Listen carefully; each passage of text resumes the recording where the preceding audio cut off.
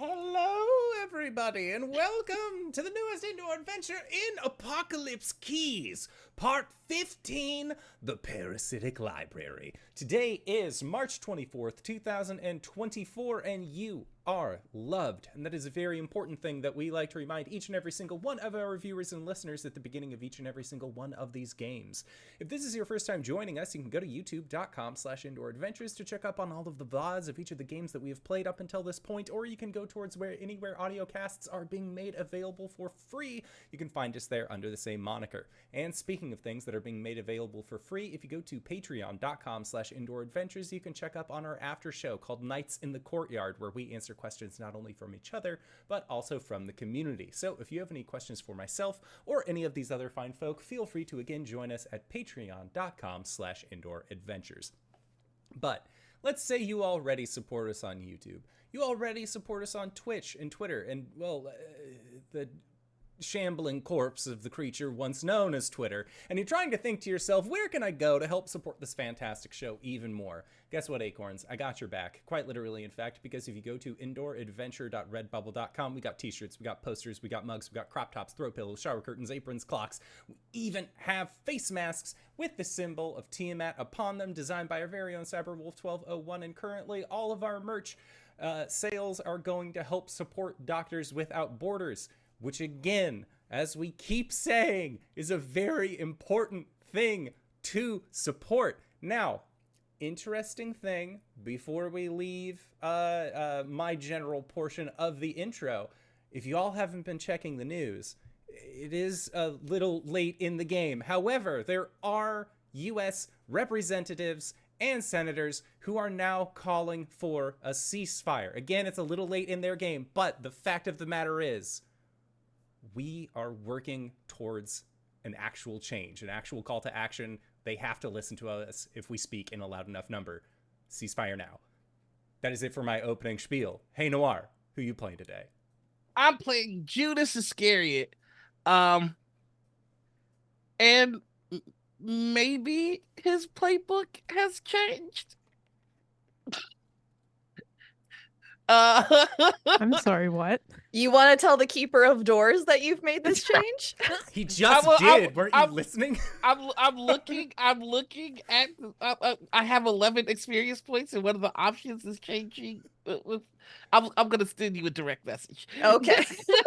Because I'm like, I don't remember seeing this one before. Yeah, there are 3 new playbooks that dropped over the last week. So. Oh, I probably should have saw that message. I was sleeping. Sarah just sent it to us earlier today. You are okay. I am so sorry. It's okay. But for now, not really. I think we're gonna work our way there. But I'm playing Judas Iscariot. Yeah, that one. You might have heard of him. He did some things. I am just oh boy, no government name. I've been working too much. Noir. I go by he, they. And also make sure that your representatives are asking for a permanent ceasefire. This whole not genociding during Ramadan thing is not good enough. Permanent ceasefire now. All right, I'll pass it on. Hello, my name is Anita. My pronouns are she, they, and tonight I will be playing Dynast, or Din, who is the last playbook. That also might be changing. We'll see. Dynast uses any pronouns. And yes, absolutely. Ceasefire now. Please. Permanent ceasefire now. All right, I think that takes it over to me. Hey, everybody, it's me, SirHeckaLot. You know, I'm here. I'm on your screen. And as per usual, I am back with Eden. And the two of us use she, they pronouns. She's the found playbook. I don't know if you knew this, but you can actually fax your representatives for free multiple times every single day, and it resets every single day. You can send 5 free faxes. I have instructions on how to do that on Twitter. I'm probably going to refresh that at some point. But the fact of the matter is they can ignore emails. They can ignore phone calls even, but what they can't do is ignore that physical piece of paper that you send to them. So please go give your messages of demanding a ceasefire now in a physical form that they will not ignore. on ceasefiretoday.com. But yeah, that's me. And that just leaves me. Hey, everybody, I'm Sarah Roberts. I use any pronouns. I'm going to be your keeper of doors this evening. And that is exceptionally good advice, because if there is one thing that they do have to keep record of, it is written documentation. So do everything that Heck said. And if you're interested in that, we'll get the link to that post on Twitter for y'all, and we'll drop it in chat. You should Ceasefire, fax them permanently. the entire script from Shrek 2.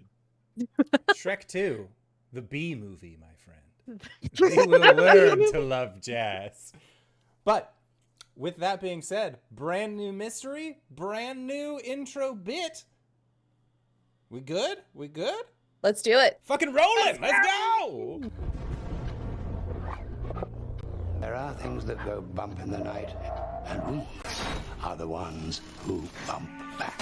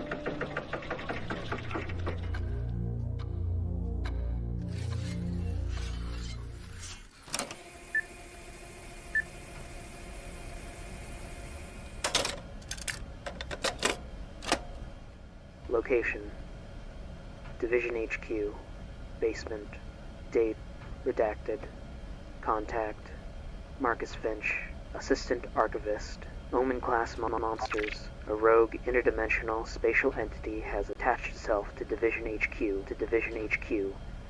Designated the Parasitic Library, the entity has begun siphoning off valuable intel from the archives, leaving voids in Division's key records relating to already contained doors of the apocalypse. Harbinger-class monsters' involvement is suspected behind the security breach. Should whoever brought the library to Division recover the siphoned information from within the library, they will be armed with the knowledge needed to unlock those doors.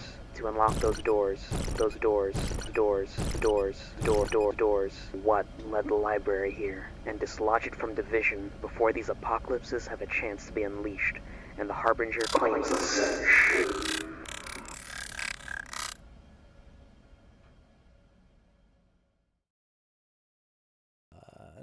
We're back! Hello! Hello, everybody. I Hi. promise I was not vaguely threatening the cast the whole time that was playing. I absolutely was not. No, we're talking about barbecue sauce. On my titty? Yeah. In front of my salad? No. That's what ranch is for.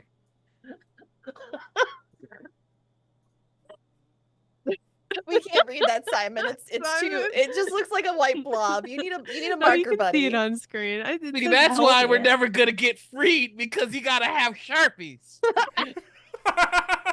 They won't let me have Sharpies, not after last time! So, anyways, the last time y'all were here with me at this chaos table, y'all went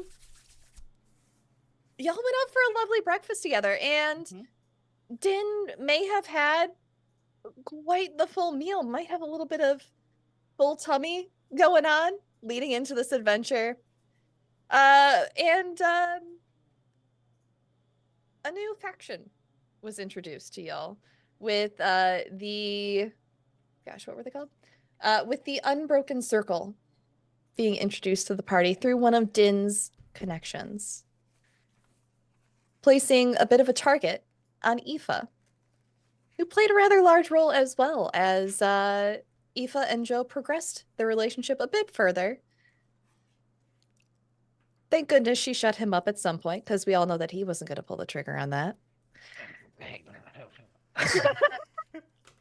But you You are all pulling up in this moment to the front of Division, having received a cryptic and somewhat scrambled message with the voice of Yates playing through Lucius's car as the cassette was played, that the Parasitic Library was infecting Division. What are you all doing?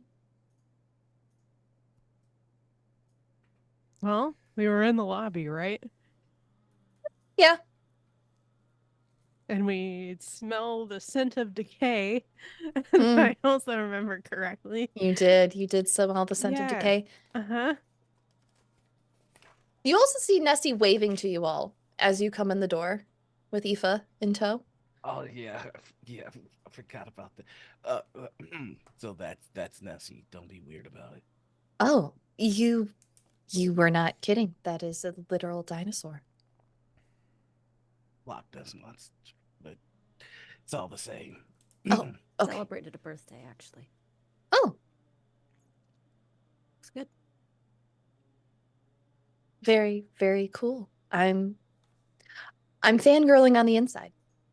Yeah, you should probably keep that there. Hey, Mhm. Nessie, how's it going? Oh, hi everyone. How are you? I see you got a new friend with you. On the payroll or not? Not on the payroll. Guest pass. Oh, okay. Here you go, honey. Just go ahead and fill out this form, and one of y'all can help with that. Joe, there's a package here for you. Oh shit. All right, yeah, let me see. And Aoife will take a pen and a slip of paper from Nessie and begin filling out that form at the front counter with you all. And as you do, you see a large brown parcel. It's about 2 feet by 2 feet. It's a very big box, and it is just addressed to Division, Joe.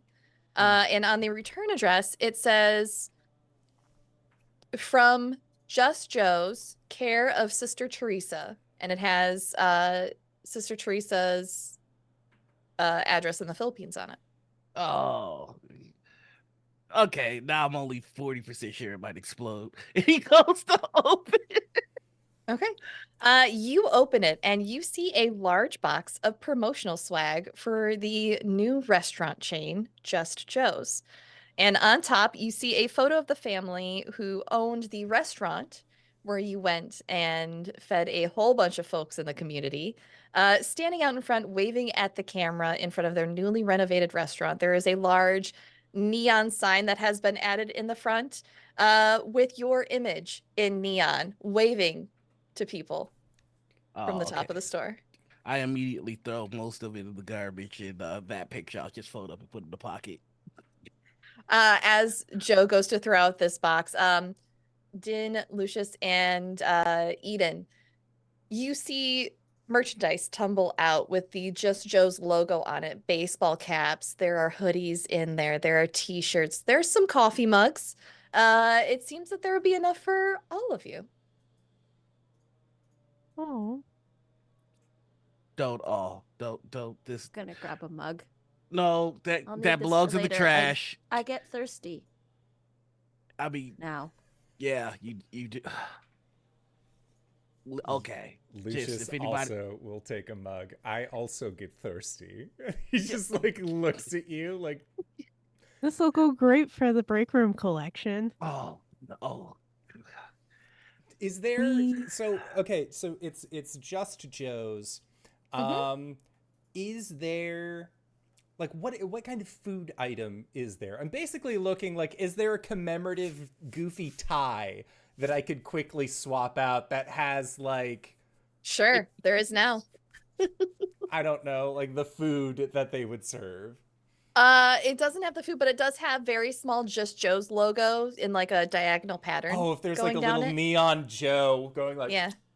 with like a No! chef's hat, like 100%. Lucius just like immediate, like, not that tie anymore, Just Joe's.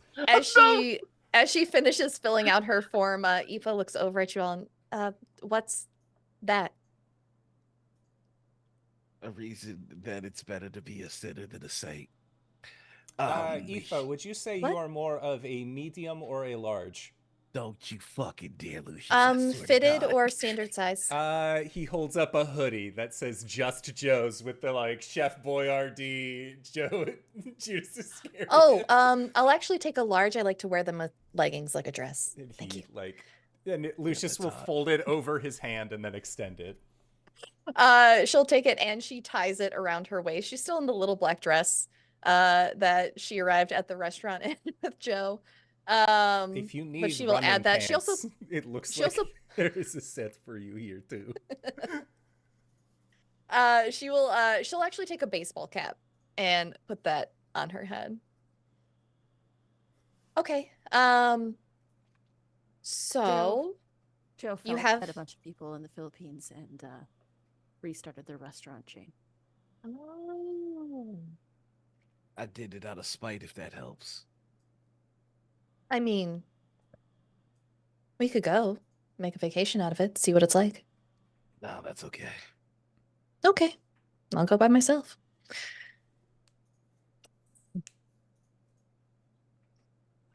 Do we have a fuckin' mission or what? I was like, Eden like will probably just kind of like lean over to like whoever of Den or Lucius is next to her and just like, I like her a lot. Lucius just like there's a steady like, yep, This this one's good. one can stay. The friends. Yeah, that's why- but yeah, like in all seriousness though, I mean, we're smelling like some type of decay from the lobby, and for some reason Mhm. nobody seems very concerned about it. Like, That's where I'm can I, heading can I get to the immediately. bottom of that? Like, like where's that coming from? Nessie does point you all down towards the hall and says that Marcus Finch is looking for you all, by the way. I don't know if anyone informed you yet or not. I think there's Parasitic something. Library. Yeah. Oh, is that what that is? Yes. Okay. Well, they're looking for you all. All right. And as you travel down this hall, following Joe, who is leading the way, taking initiative on this mission, you follow the scent, and it becomes more musty, like the smell of decaying paper, of old books, of an ancient library. And as you walk down the hallway, you see pacing back and forth in front of one of the doors, Marcus Finch, the assistant archivist. And I will put him up for you all.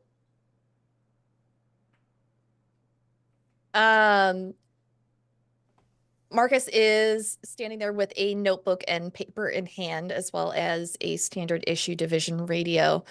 They wear parts of a division tactical suit that is ill-fitting over their orange vest and green khaki pants, and wave at you all as you approach. Hi. Please tell me this involves us killing something soon. Hello to you too, Joe.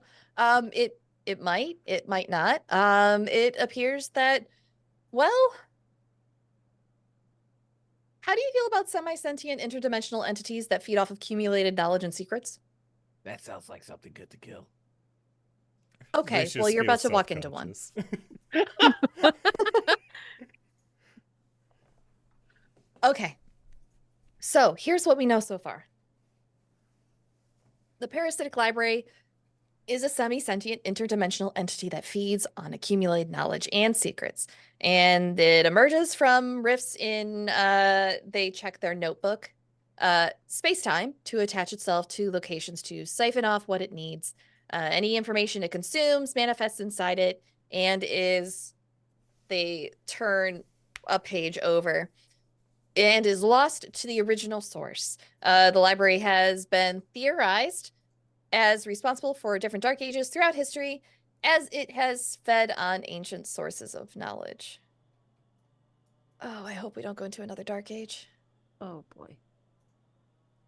Not that I Um, give a shit, but is having Lucius anywhere near this thing a good idea. I mean, he'd be like a buffet to this thing.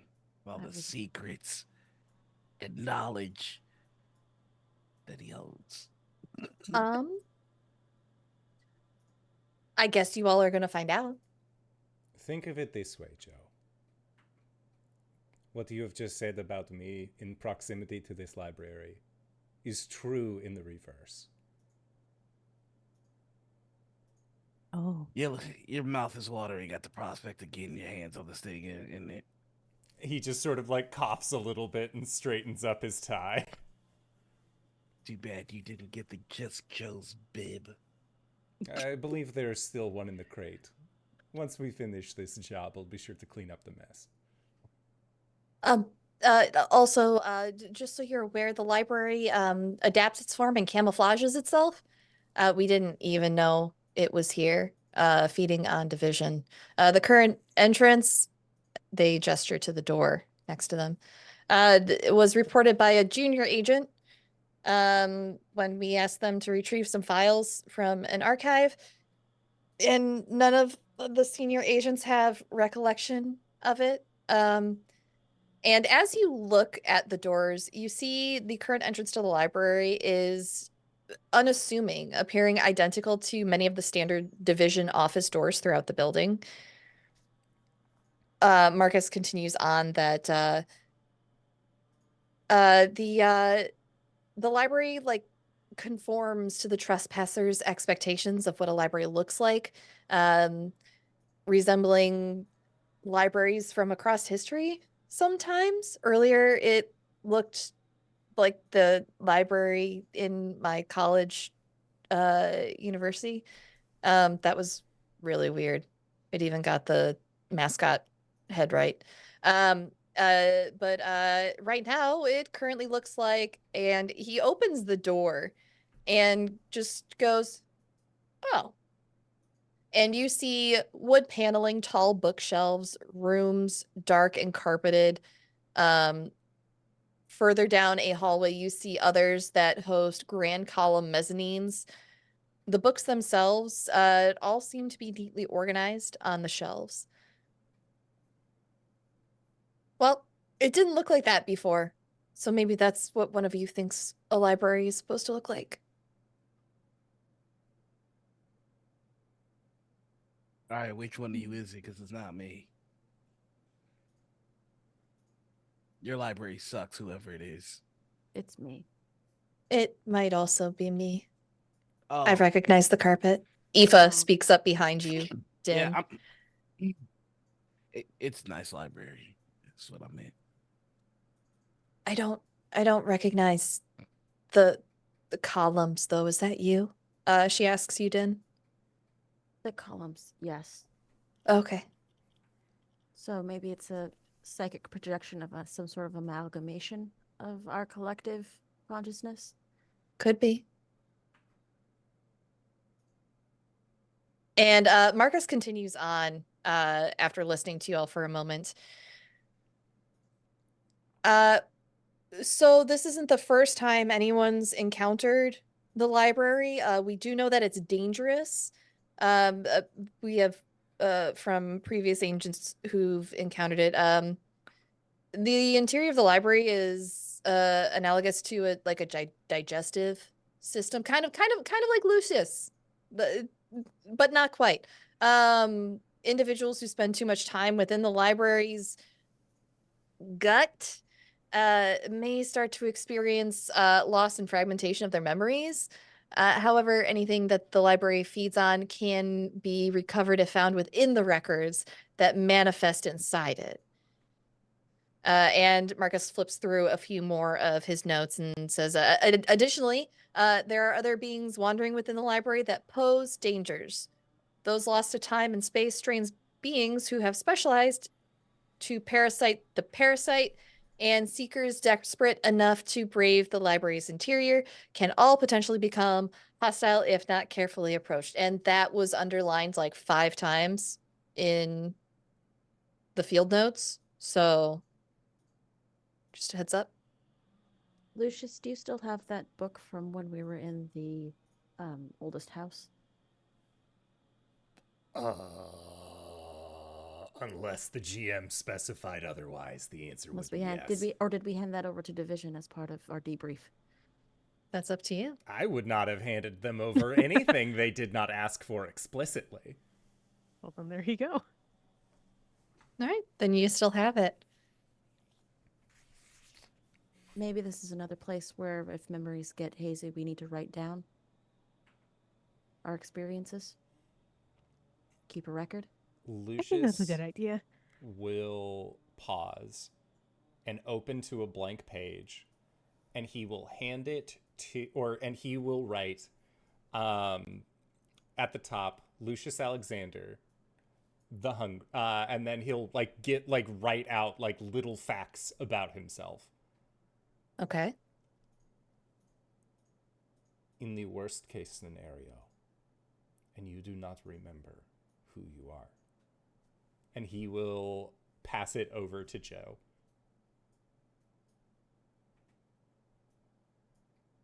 Yeah, here. He's just gonna pass it to Eden. And kind of give Aoife the like, hey, you mind if we have a look? Like, Okay. Did he write anything in that book? absolutely not. No. Okay. Yeah, Aoife will step away with you. Eden, are you writing in the book? Yeah. Eden's just gonna write, like Eden, the garden, basic facts about that. And then she's gonna start writing about Joe, and they're just like, Joe, Judas Iscariot, a very good friend. Benefactor of Just Joe's. Jane in the Philippines. Yeah, I'll draw like the little logo next to it. We have so many reference pictures now.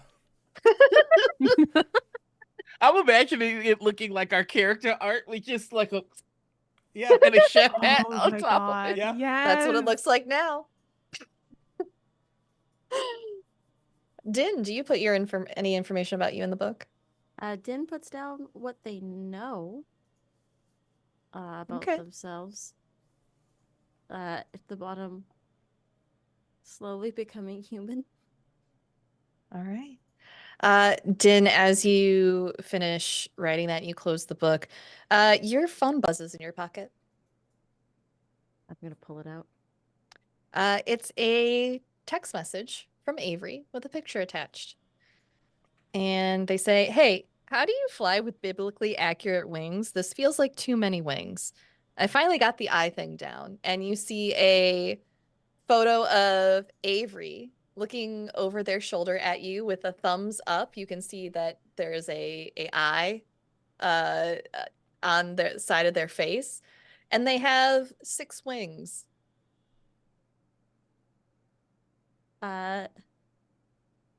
Focus on them in groups. Flapping all at once helps you get lift. Once you're up there, you can rely on gliding using geothermal currents.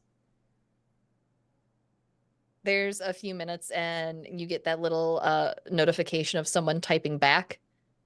And you get a thumbs up gif of a boy in a cowboy hat just nodding their head yes, giving you the thumbs up. Who is this boy in the cowboy hat? I do not know him or recognize him. You get another text message a few seconds later. Oh, it's just, I don't know. It's like a meme, like a funny thing that you can send. I don't know who it is either. Have we talked about memes yet? I don't think we have. I'll teach you how to fly. You can teach me about memes. You just get just the thumbs up emoji this time. Less confusing, thank you. I don't know who this GIF is. Yeah. From there, let's pan over to Joe and Aoife. Joe, you've pulled Aoife aside. Yeah. I'm benching you. You're not going into the library. You're benching me. Yeah. That's Okay. one of the human phrases I heard. I thought you might get it.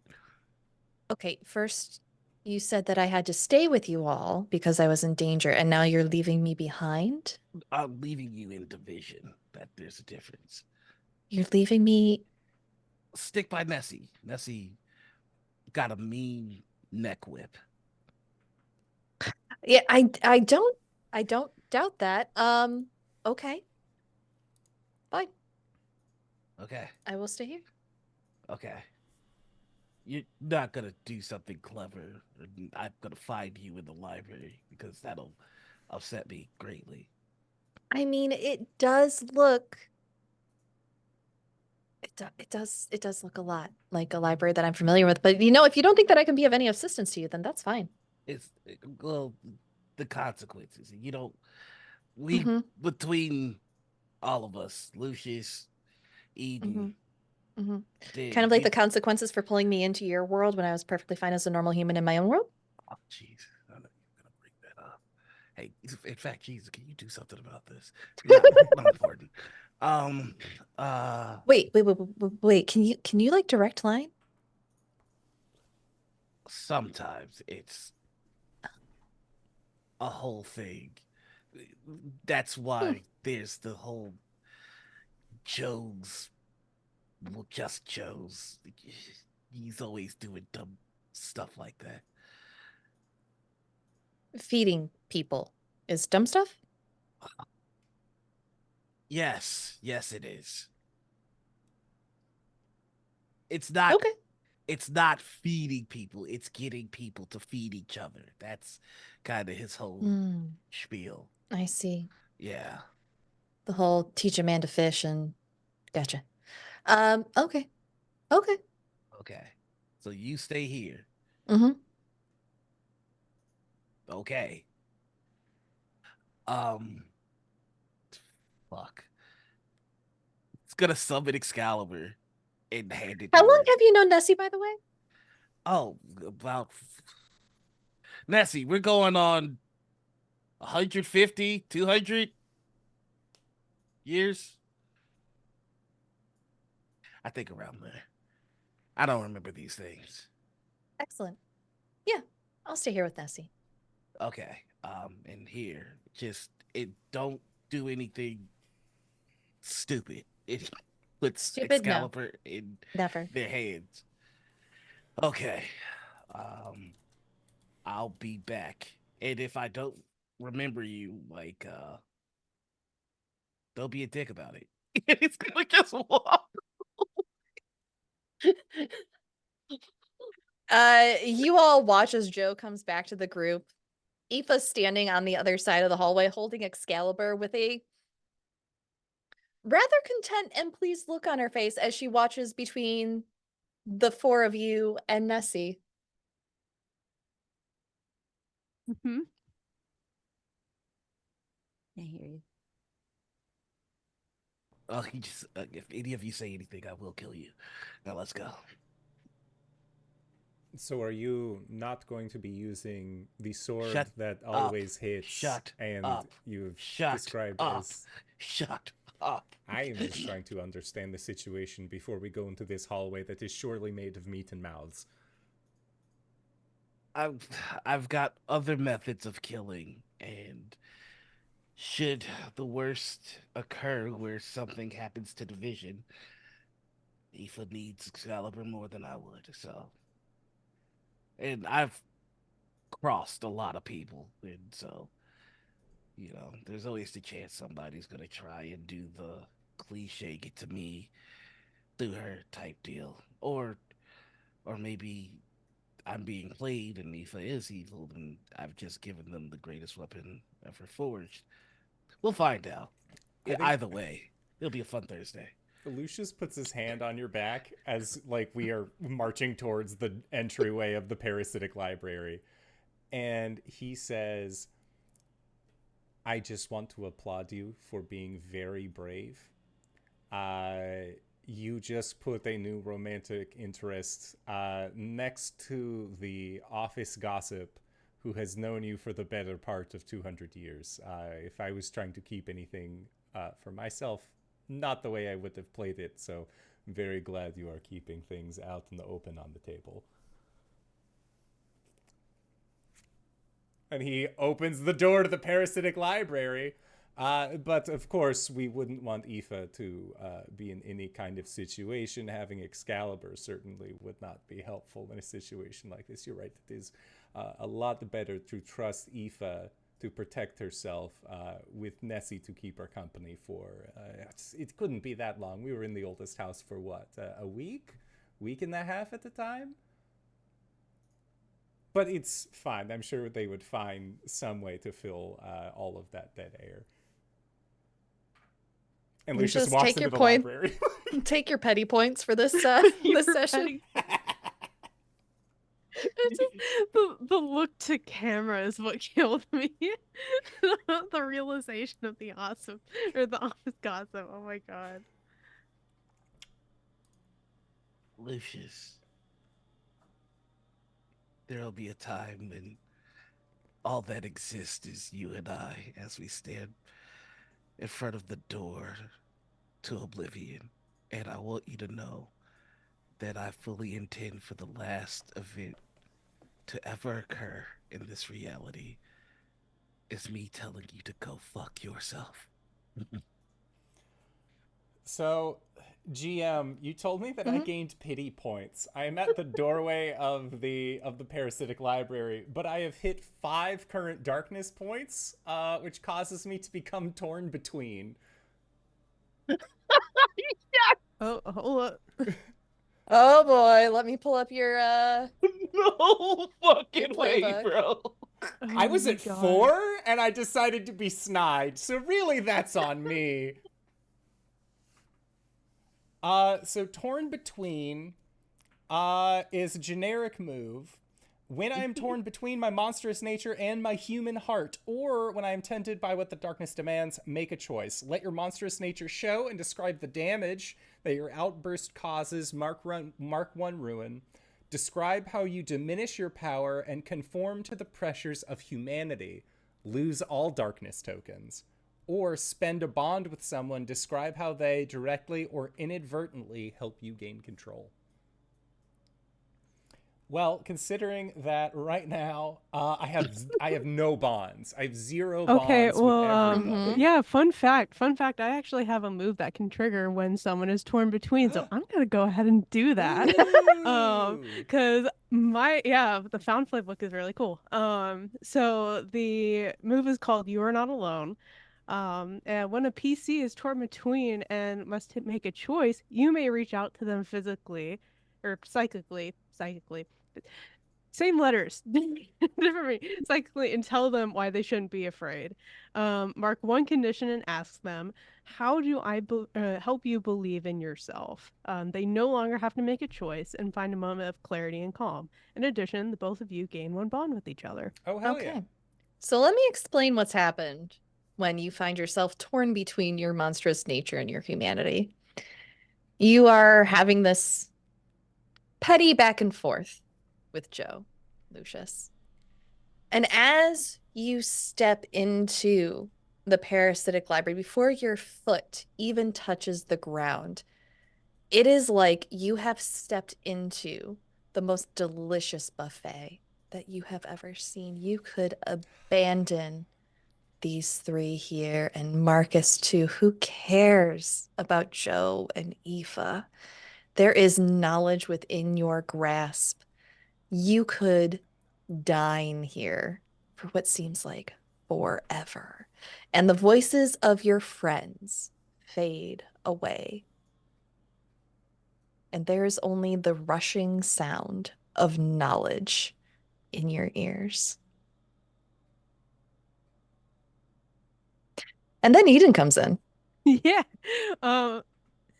Out of all of those whispering voices, so like, yeah, what on the outside, what does Lucius look like? Is he just kind of like staring like aimlessly like into this hallway, or like what is he doing? So it was described that his foot has not yet hit into the Parasitic Library. I think that at this point he goes in, and from the back he looks normal, but you see that the front of him is beginning to like kind of expand out and ripple.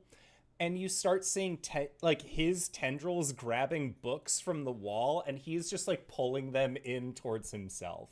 Like if these memories of these things are being presented as just like showcases for this library, free money. It's there for the taking. It's free real estate. And I think that Lucius, like as he's going forward, like there is this moment where like he very quickly is losing himself because he does not want the same thing to happen in the as did in the oldest house. And I think that he's potentially a little bit more gung-ho about like, this thing is in division. Division can repair itself as it's always done. I think he might be feeling a little reckless. Maybe even sitting a little bit too high and mighty on his own high horse for having been doing nothing all day but give Joe shit about this person that he is interested in. Okay. Yeah, so I guess that begs the question, how do I help you believe in yourself? I think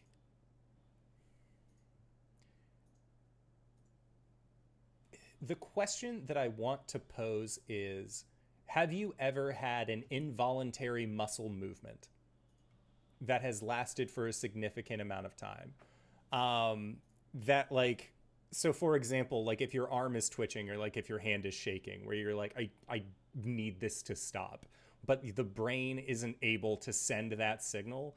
I think Lucius might have started eating as a cursory, just like, free treats. But then it like very quickly is snowballing and getting out of hand. And I think that if this library is reflective of the people around it, that this kind of voracious hunger that is building up is transforming the library to be, as he described it, more of a library of meat and mouths than it is like of floorboards and columns and things like that. Like it is turning into a hungry, trying to assimilate a fellow hungry. Okay. Yeah, I think at this point, I mean, it says reach out psychically, but I think in a very similar way to the oldest house where Eden and Lucius decide, let's like actually hold hands so this door like can't close between us and like keep us off from each other. I think in a really similar way, Eden will reach out for Lucius's hand, so that the library, at least for the moment, can't tear him apart from everybody else. Okay. And kind of like in that psychic voice, like to cut through the different whispers that are being heard by Lucius throughout the library. Eden would just say something along the lines of, well, don't forget yourself the first step in. You know what makes you different from this place? You ask questions. This place just takes. You asked what I thought about that apple. You know who didn't? The snake didn't. God himself didn't. Those two people didn't either. Joe But did you it. asked. Joe I didn't. knew you were gonna say something. I knew you were gonna say something. I don't even think Eden knew about that technically. She was like Yeah, a tree at that point. I don't know if she knew. But yeah. You're the one that asked questions. So don't be like this other place and just take and demand.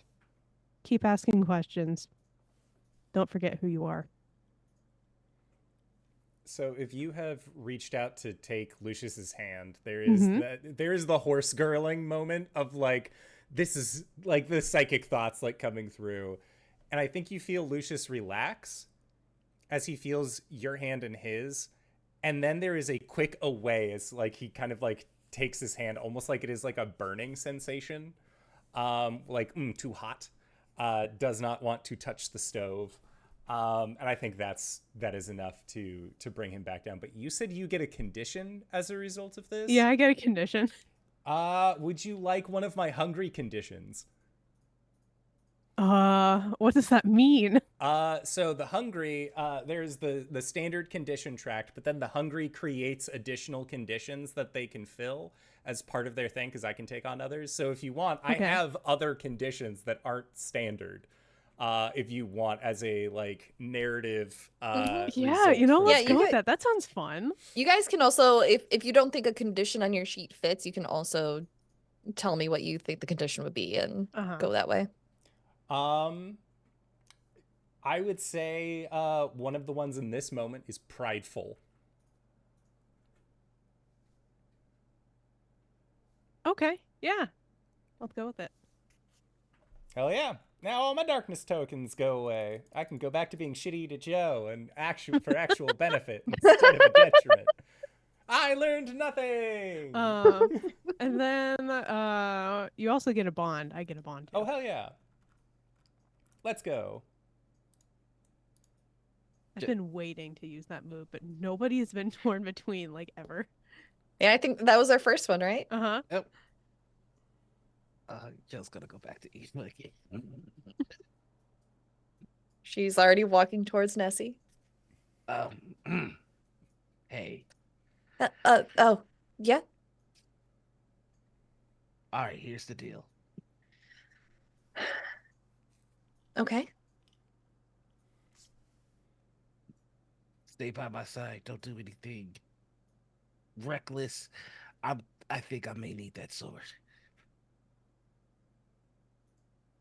This is going to be a regular thing for a while, isn't it? You telling me not to do something and then changing your mind because you think it would be better for me to stick with you. It's okay. Here you go. Are you sure you don't want to wear any of that stuff in the box? That looks like a nice suit. I'm so certain. I would die if I put on any of that merchandise. The thing is, Lucius is a good friend of mine, and he's like a recovering alcoholic, and we're about to go to a massive kegger, and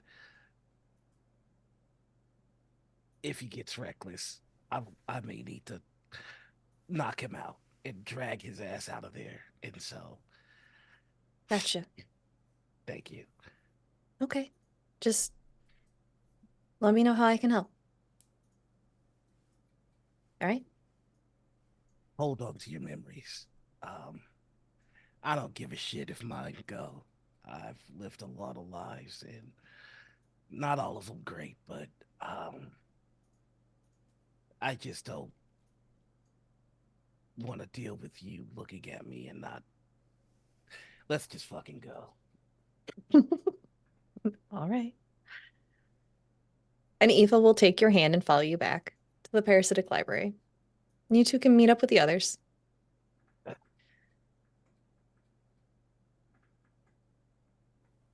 You got your shit together, Lucius?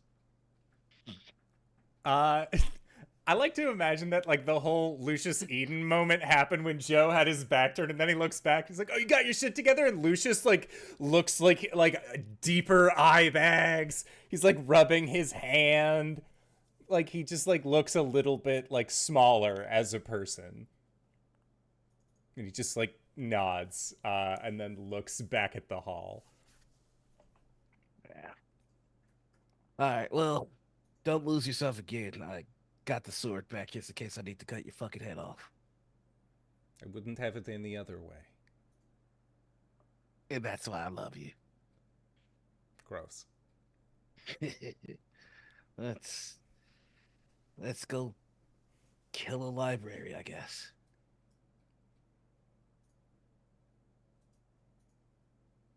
All right. I was really hoping somebody would have a plan after I said that. It's like a cool. Marcus speaks up and just are you all coming in yet? I'm gonna set up a base camp. Can I get a few of you to assist for a moment? I can help you with that. Okay. Over here. I'm gonna stay as close to the doors as I can. And Marcus has you set up an assortment of monitoring equipment, a collection of odd metal dishes on tripod stands connected with thick black cables to various readout monitors, and a small generator. he also makes sure to check that all of you are on the same communication frequency as you are issued division walkie-talkies. Aoife is issued one as well. Just in case you all get separated, that way I can communicate with you all. Y'all can communicate with me. If anything goes wrong, walkie-talkie. Got it? Makes sense. Okay.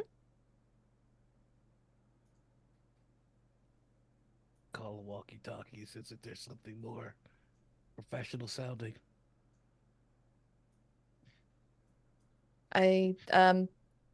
Internal communication devices. I like that. Okay. Well, just remember, what's important is that something or someone has drawn the library here, and that Division HQ is supposed to be warded against most incursions of the interdimensional nature. So be careful. All right? How much you guys want to bet it's the professor? The who? Oh, we've got kind of a nemesis thing happening. Oh. Okay. Well, the secrets in the library don't just pose a hazard to division. There's also the existential threat of being a compilation of deep occult knowledge that spans time and dimensions. And should that fall into the hands of one or more harbingers, the apocalypse will be accelerated. So let's try to prevent that today, okay? As I turn on this monitoring equipment, would I be able to search for a key? Go for it. Just in case there's something that hops on the readout as soon as we... Let's rock and roll and roll that search for a key. All right. Oof, that is a miss from me, please. But I will mark a ruin to uncover a key anyways. All right, let's pull up my keys.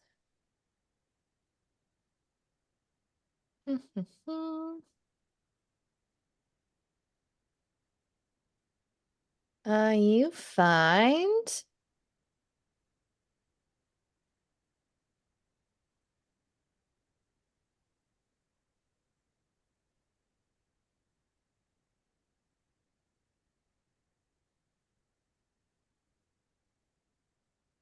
okay.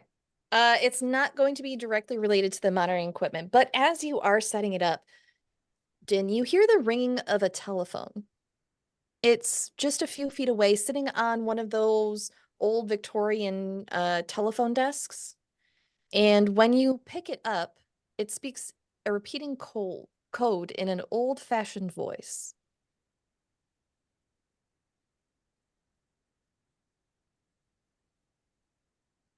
More phones ringing where they shouldn't be, folks.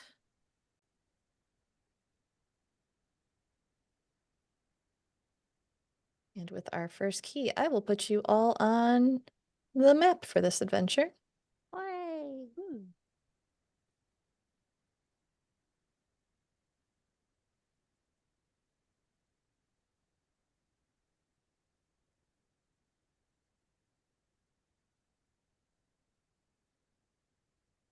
Yes, your key has been added.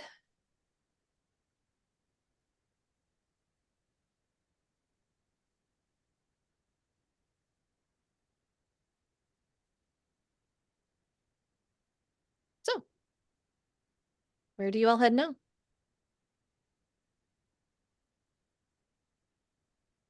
Deeper within, I guess. If there's a hall, I'm just walking down the hall. Okay.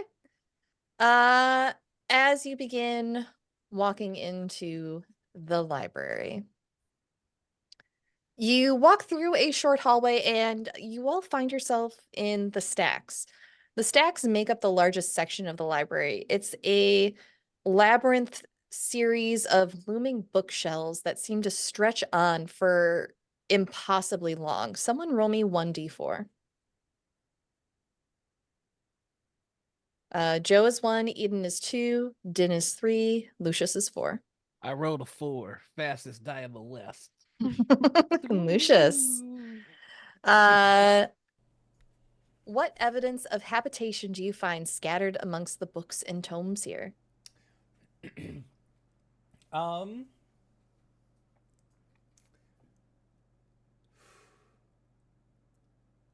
would want to think that there are like little box fort barricade kind of things. Like if it's people from Division who have been trapped in this, they might have made like little basically like making walls out of books that they are finding, so that way they can have like little hidey holes or like areas where they're not so easily visible. And I think that like the books, they aren't necessarily like out being read on the table kind of thing. But I think that it's more of a utilitarian use. Or like if there's like a pile of books on the floor that have been used for like a fire kind of thing. That might also be an option for this. All right, sounds good. That is now officially a part of our world. And just to roll back a little bit, let's do the establishing questions for this adventure too right now. Someone roll me 1d4. If it lands on 4 again, we'll ignore Lucius.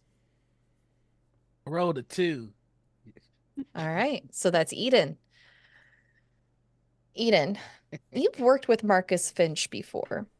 Why did the two of you part on less than polite terms? And why do you regret the rift that grew between you? And why do you suspect they regret it too? I think we had some type of difference of approach for I'm not sure which mystery it would be. It was probably some previous job. Um but we interpreted it differently.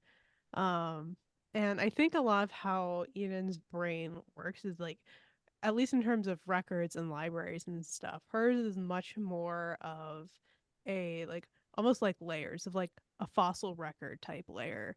And Marcus's brain just doesn't work the same way.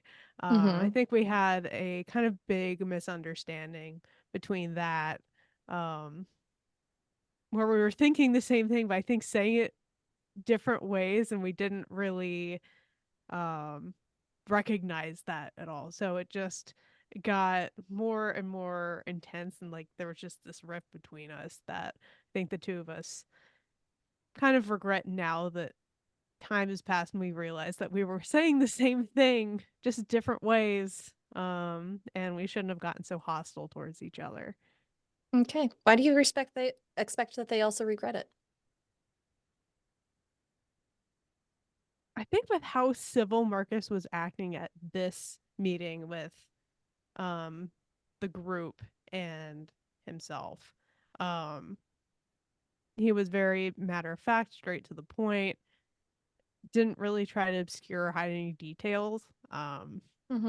Maybe something about his expression or how he was carrying his voice through that. All right. And we have one more establishing question. Someone roll me, just type in, I think it's like /roll 1d2. Joe's 1, Din is 2. See which one of you gets this last one. Joe. Who's It's a it? 1. You're too Hi. slow. No, Simon Oh got no, 2 you beat me. it. God dang it. Okay. Let's see here. So 1 would be Joe. Right, is that what I said? Yeah. No, it's not. Yes. Yeah. All right. This is not Division's first encounter with the library. It was once used to secure something incredibly dangerous. With its siphonivore nature, conveniently erasing all records of the mission. You were involved in this mission, Joe. Why are you the only one from that ill-fated team able to recall the scant fragments about the catastrophe that happened? Put that text into the chat for you. Joe betrayed another team. Oh, I thought Okay. this was the easiest one is the most predictable. Well, I don't think he did it on purpose. I think he was given. I think his instructions just led him to be in the only safe area in the library when the rest of the team did what they needed to seal the item. And this is like the second or third mission where Joe has come back by himself. So that's the story, and I'm sticking with it. Okay, sensing a bit of a theme. Yeah. All right. Fantastic. Let me just underline those for myself for later. So, you've all found yourself amongst the stacks. And so far you can't see anyone. But you do hear a slight humming coming from a few rows away. Is it more of like a drone or is it like someone humming a song? They hitting a whistle note. Like are we Mariah, Ariana? Mariah Carey definitely does not make an appearance here. She is not the Aw. eldritch creature singing "All I Want for Christmas Is You." Um, That's a different at least mystery. not yet. Uh, you listen, Eden, and you're not quite sure. At times it sounds human. At times it sounds like it's just white noise.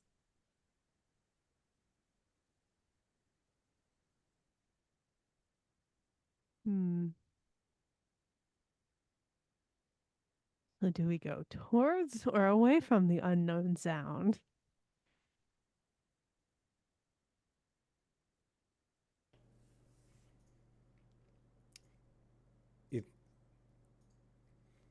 If there is an unknown sound, that either means that it is going to be an inhabitant of the library, which we can question, or it's going to be somebody that is in need of assistance. If they are humming, I doubt it is in need of assistance. Typically, one does not hum when they feel distressed, at least from my understanding of these things. Briefing did say that anybody encountered here must be handled delicately.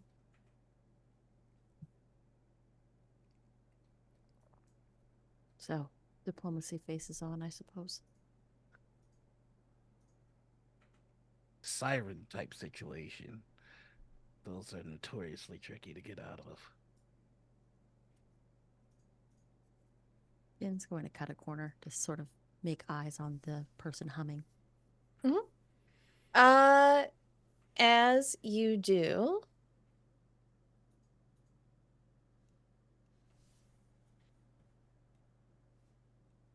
you see someone who is mask presenting in a slightly worn tweed jacket, flipping through a book. They have on pressed slacks, and the strong smell of old books wafts down the aisle from them. Their sense of fashion is not too far off from that of Lucius. They don't seem to have noticed you yet, Din. Hello. As you say hello, they don't stop flipping through the pages of the book, but their head turns towards you. Ah, hello. Is there anything that I can assist you with today? We're As you perusing. see the librarian. Send me the library. Very Lucius coded. Like, Actually, though. truly. Oh shit, it's my ex.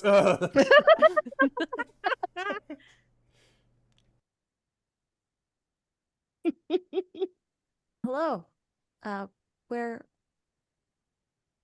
investigating the library. Sorry to disturb you. You haven't happened to see anything unusual through here? Investigating unusual. No, not recently. Is there a particular tome that I can help you look for? And as they walk towards you, continuing to flip through the book in their hands, their movement towards you is almost half marionetted as the light reflects off them in strange ways. The tweed of the coat is shiny, but the glasses have no reflection from their face as the light hits it. And then you realize that this must be only a semi-independent manifestation of the library's subconsciousness. I recognize this individual from the last time I was here. You do not.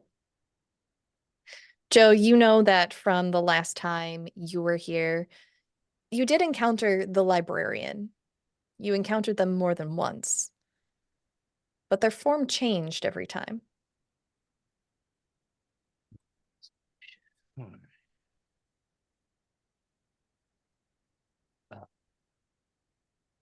Just so you're all aware, it changes its shape. The librarian, at least the last time I was here. Not that I was here last time.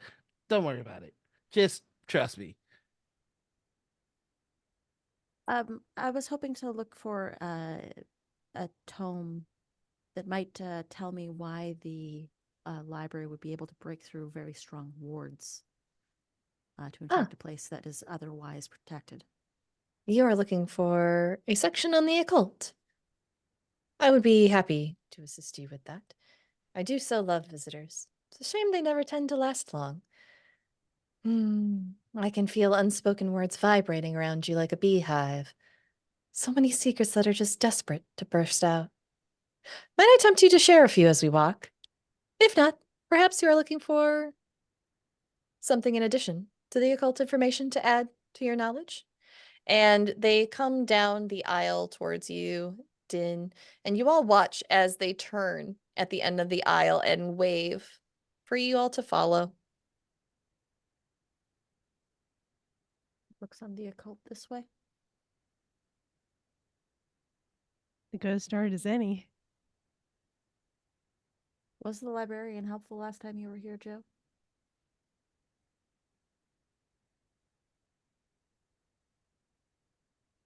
Can't hear you. He says, no, they never are.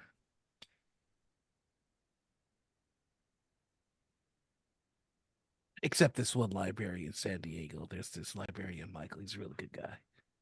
But most other supernatural librarians, dicks. Most supernatural libraries, actually. Lucius just like his one good eye just narrows. You've met more than one supernatural library? Aoife speaks up. Mm-hmm. Oh, I mean, points at Lucius. Right. Gotcha. Is there more than you and this one?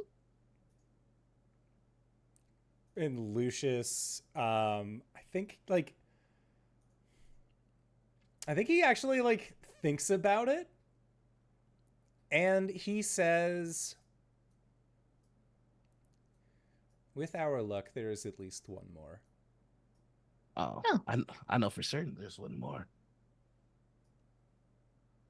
Do you? Yes.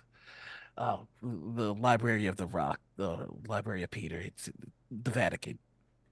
Oh, that's boring though. I never said it wasn't. It's just that's another library. You see, it's Also painfully obnoxious. so at least two more, including the Library of the Rock. Right. Vatican. I don't know. I thought it was kind of pretty, but a little overdone last time I was there.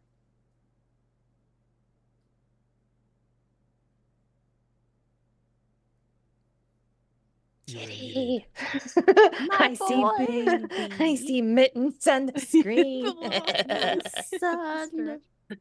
Sorry, I just want to share the purrs. Unfortunately, we didn't get any of the purrs. Oh, The noise gate on disease. Yeah. it's strong. But Bonk. the manifestation of the Vatican, it's holier than thou, pretentious, all the things that he would have hated. I can definitely see that. Okay. Yeah, so let's stay close. Let's not give this fucker any secrets, and let's get out of here once we figure this out. And as you say that, you walk for a few minutes following the librarian down the stacks, and they turn a few times through the aisles between different shelving, and they bring you to an area, and they gesture. You will find plenty of information on occult activity in here. Are there any other topics which you wish to peruse? Not right now, but thank you. Well, if there's anything else that I can assist you with, please let me know. And they put a book up on one of the shelves, take another, and begin flipping through it. Did they just stand here? Mhm. Okay, cool. There's not like a bell system or anything like that we need for this guy. Yep, he's just standing here right now.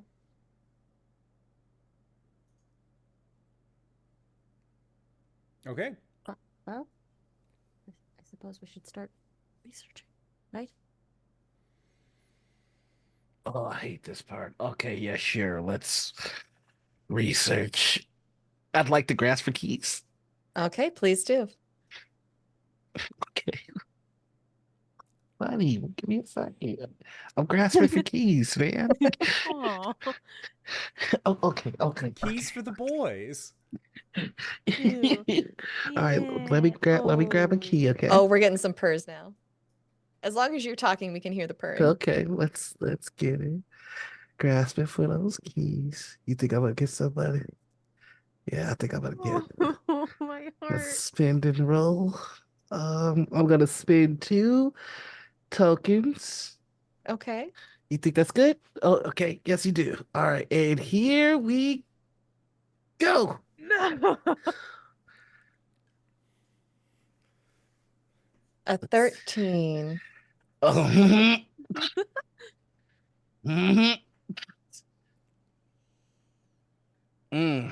Okay. On an 11 plus, you uncover a key, but there's a significant complication, cost, or fallout. Oh, The no. keeper will tell you what it is. All right, let's find your key. Buddy, what happened? Joe You just- fucked me over. Joe just rips a page from a book, and the librarian's like, bleh. And if it makes you Let's feel any see. better, minus the 2, it's still within a disaster success. It's true. Mm-hmm. Yeah, let the people know, buddy. Oh, God, there's He does so not much want to be purring. perceived.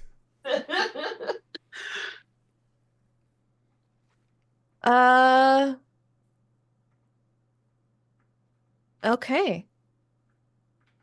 Here we go. Oh no. Oh, no. You find Mm-hmm.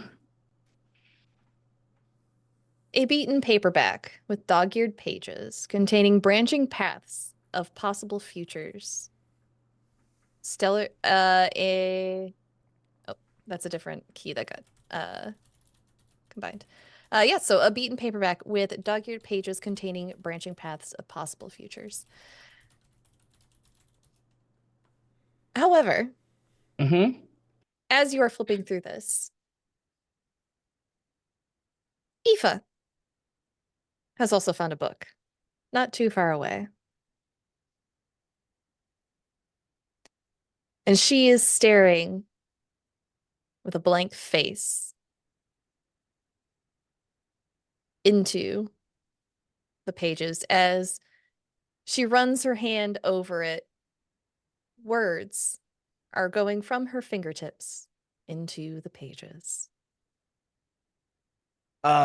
Joe immediately it's the most Joe thing possible. He takes the book he's looking at and he straight up whips it at the book she's holding in an attempt to knock it out of her hand. Yeah, this is a very Joe thing to do. I love it. You do that, and Mhm. it hits the book, but it doesn't drop from her fingers. Joe's running over there. Like it was like a Captain America shield throw whilst running. Like that's what we're looking Okay. at here. Okay. And I'm going to give myself a condition. And the condition I'm going to give is raging. All right, you're raging at a book. Mhm. You do, and I assume you're trying to pry it from Aoife's hand. Yes. You try, and luckily with your strength, it is enough to wrench it out of her fingers. And as you do, throwing the book down, you realize that one of Aoife's childhood memories is now on the pages of this open book. It's about her learning to ride a bike for the first time.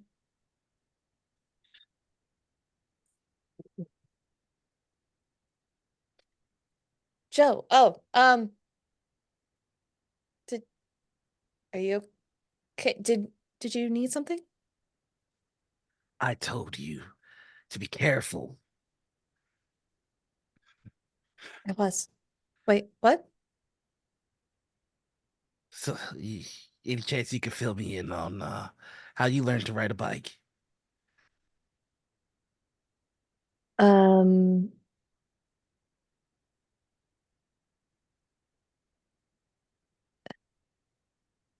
no.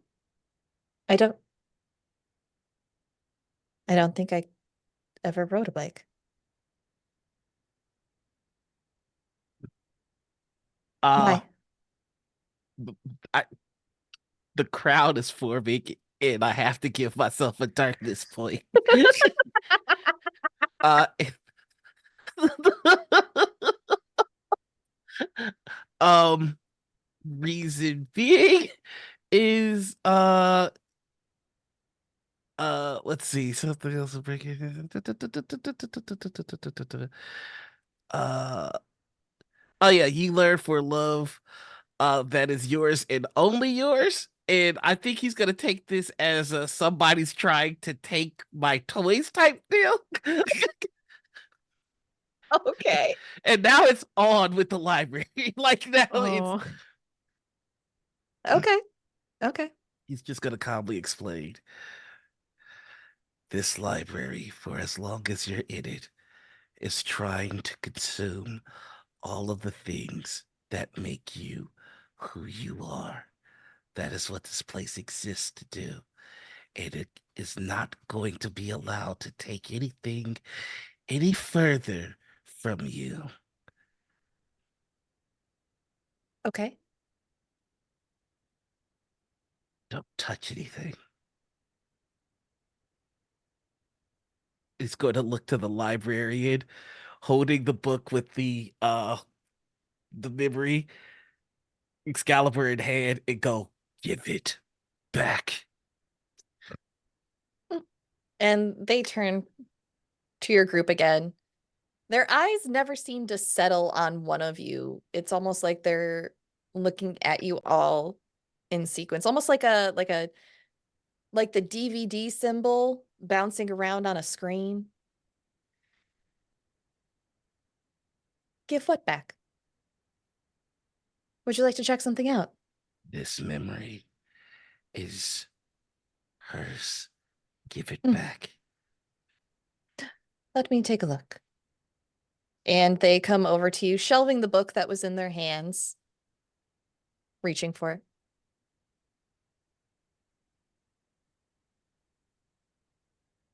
Do you hand them the book? Yes, but if any of the ink from that particular passage starts to go, it's an immediate attack. Okay. Ah, well, this isn't a particularly interesting event either. I can return it. Do so. And you watch as the librarian passes their hand over the page, and the words do come off the page, ghostwriter style. But they take them and almost push them in the air back towards Aoife, and they settle back into her hand, disappearing. There. That should be it. Is there anything else I can help you locate while you're here? This one is off limits. What will that cost? Oh, cost. I don't think there is a cost. Everything has a price. Not here. Not in the library. Only what is freely given is taken. At that, he kind of looks at Eva like, what the fuck you do? She's looking back at you and the librarian, a bit confused still, suddenly remembering that, oh yes, I do know how to ride a bike. It was green with purple streamers on the handlebars. Rather odd sensation getting a memory back.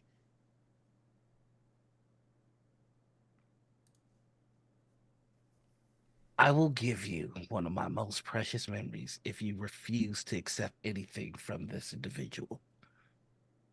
One of my most dire secrets. Joe. Joe. How'd you see a secret is it? Lucius is just like shaking his head like, don't do this. It would change all of society if it were ever found. Let me see. Ah, here we are. And they take a few steps away to a book on the shelf and pull it down, flipping through the pages. Is it more interesting than the ones that you left last time you were here?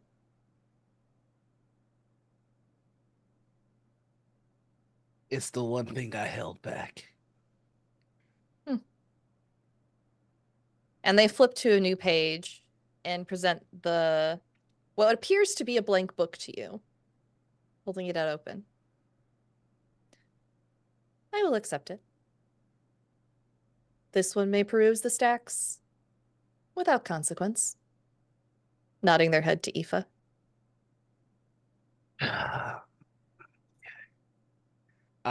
He's gonna pick up the book, and I'd imagine ink is gonna start to spread. And it is the night that his best friend, Joshua, Jesus, gave him the instructions to do what he did. It was the one bit of forgiveness that he got for being what he would have to become, which is known as the Book of Judas, which actually exists.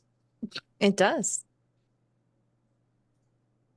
The library takes it in from you, and you feel the memory slowly slipping and fading away.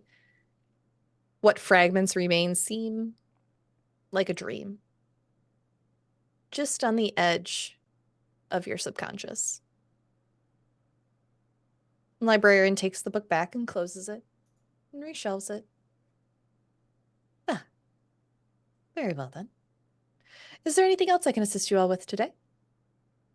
What other sections might you need to find?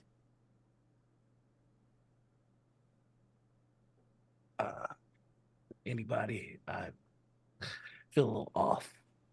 Just gonna step away from the library. Okay.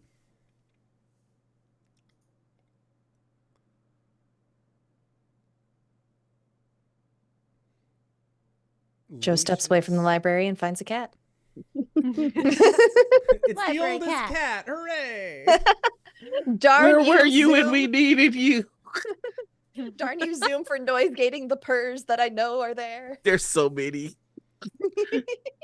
We want them. What are the other three of you doing? I have See, a question. I have a follow-up question. Okay. Would now also be a good time for a break? Ah, Ooh. yes, it would.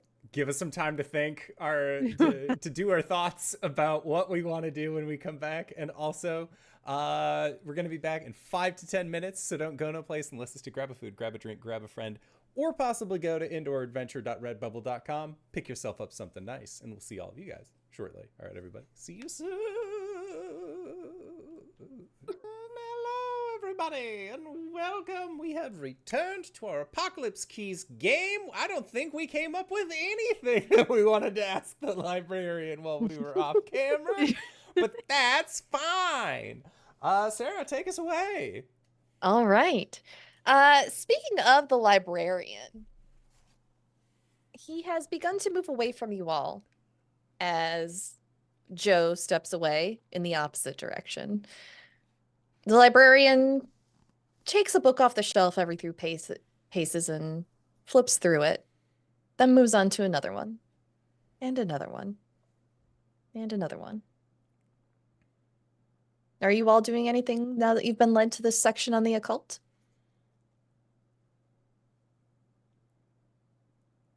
See, I don't think that Eden would necessarily be trying to look through books. At least like looking for information on a very like granular level. Maybe instead like looking more for things like patterns, like maybe patterns of movement between like taking books off shelves, or if there are like carpet or rugs, any like patterns and like where people have gone.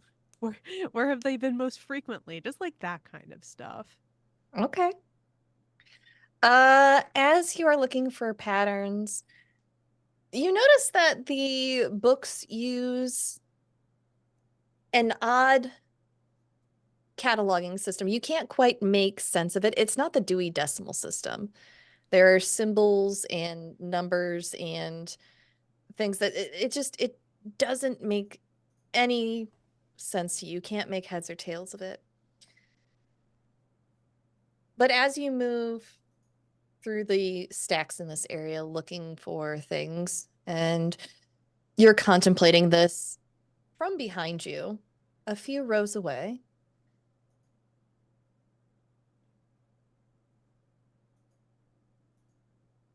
you hear a polite voice say, "Pardon me, might I reach past you and take that book?" "Oh, no, don't pay me much mind. I'm just here for a few items." As a hand, or what you assume to be a hand, reaches towards a book on the shelf near eye level and pulls it back behind you. Can I turn to see the face of this person? You can.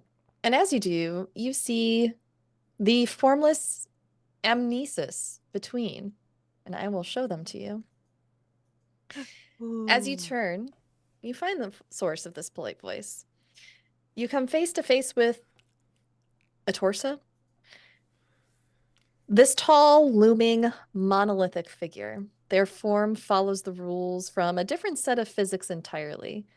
His head and face are obscured in shadow, and his slow, methodical voice echoes within your head. They're tall, nearly a whole head taller than Din, the tallest member of your party.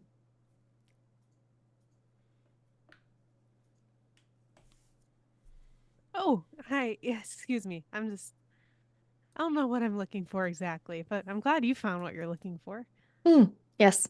Not quite what I'm looking for, but closer still. Well, has anything particular caught your eye since you've been in here? I do appreciate thoughtful recommendations. I think I'm newer than you at the moment to, here. I'm still kind of taking it all in. Hmm. Very good, very good. Well, before I take my leave, have you stumbled upon the librarian? There are some things I need to ask of them. Hmm. It was just here, but I'm not sure where they went. Hmm. Because All the right. librarian's left at this point, right? Mm-hmm. Yeah. Yeah. Oh, well, very well. Do you know which way I can go to find them? Um, Eden would probably just point them so whatever direction she saw the librarian Mm-hmm. last. Yeah. Ah, very well. Thank you very much for your help. Of course. Enjoy the rest of your time in the stacks, Eden. And they begin walking away from you. I, I think it would take like a good like 2 seconds like after they walk away that Ian's like, wait a minute, I didn't tell them my name. Wait a minute. Are you going after them? Um, I think it might actually be kind of helpful to follow them. I'll kind of pose that to the rest of the group and like they seem to know a lot. Should we maybe follow them?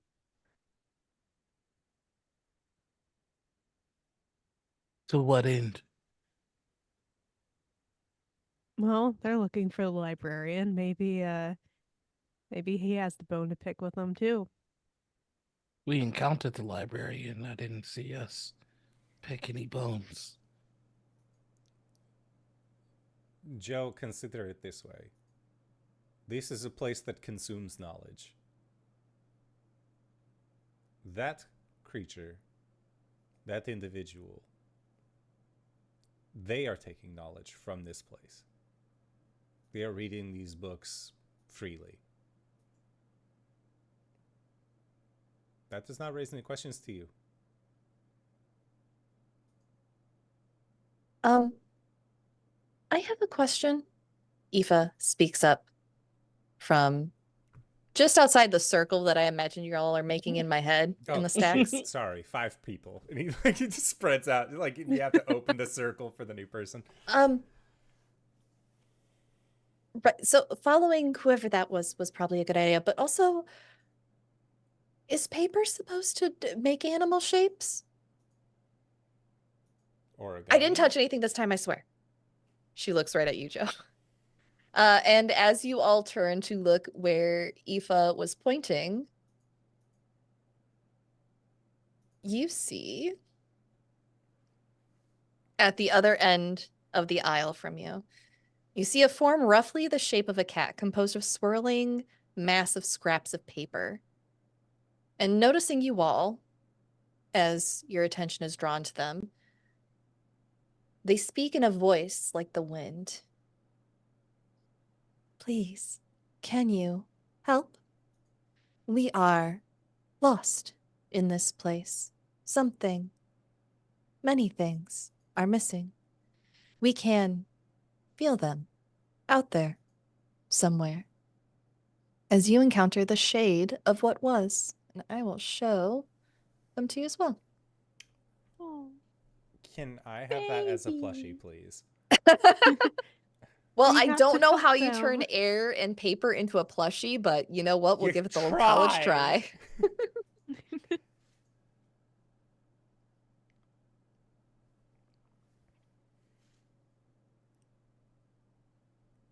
All the paper is orange, I just decided. Yes. Oh, Orange so cat. this is a orange cat. particularly dumb shade Oh, of no. what was. Um, no, paper's not supposed to normally do that. Okay. Just wanted to check. Lucius Well. will approach the shade. Hello.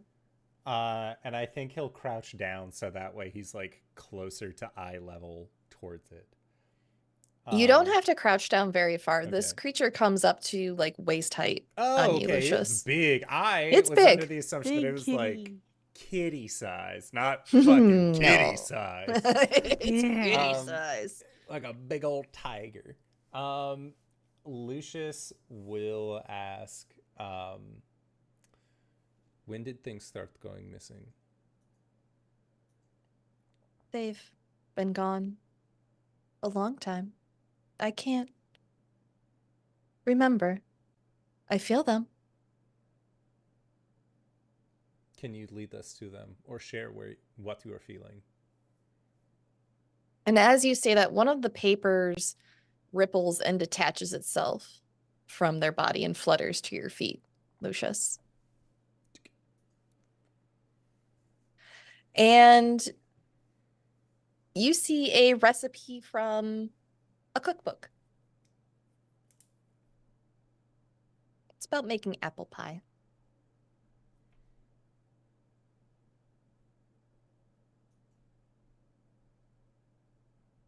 And this is one of the things that has been lost. What is it? It appears to be a recipe for apple pie. Did I lose it? It came off of you, yes. Oh. Then it must be what was lost. I see. We need to get it all back. Has something been taking it from you? And their head, the paper swishes back and forth for a minute. It could, but much is lost. Fragmented. Now seems like a good time to grasp at keys about this little thing. Okay. This sweet little bean. Let's go. I notably do not have darkness points, so I will not be rolling them. Flat roll. Let's go. And perfect hit. Hell yeah. Okay. On a perfect hit, is that one or two? That is just one. You uncover one key. Mm-hmm. Okay. That'd be pretty great if it was two. However, that is Okay. why it is hard to do. Let's see.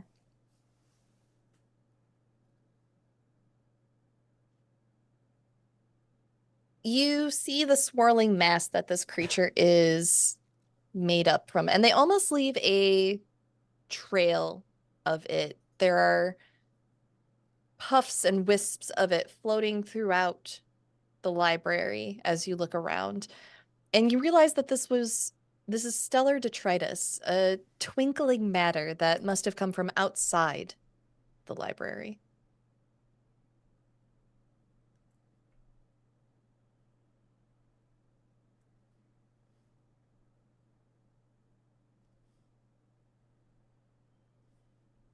Okay.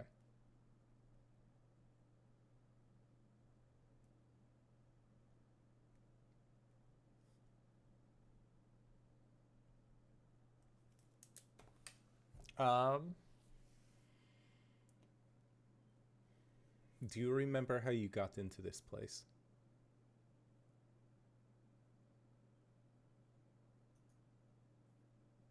I was lost, and it found me. Found us. There are others? There is us.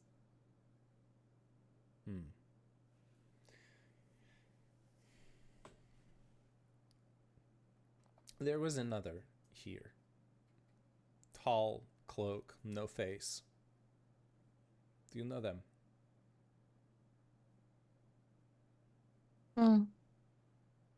Do I know them? Or No. of them? We have seen them in the stacks. We have seen them in the observatory. Observatory, huh? Do you know how to get to this observatory? We still know. We can show you. And Lucius will like look back to the rest of the party and be like, "The weird spirit cat is offering to take us to the observatory, or there's the faceless creature with the librarian that we hate." Is there any chance that I like the cat. is there any chance that the cat could simply provide us a map?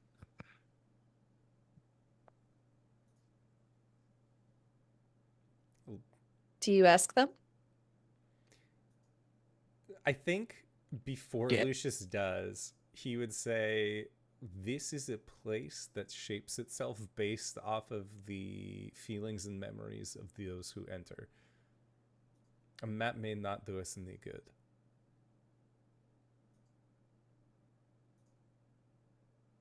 But it also can't do us any harm. This is true. A magic map?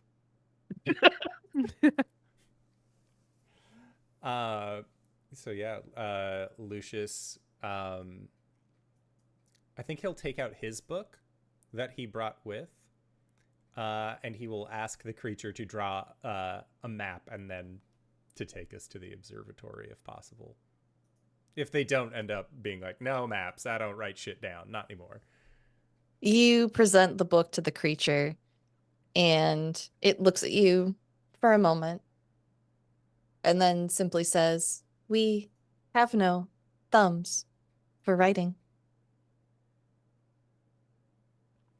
He looks back at Joe.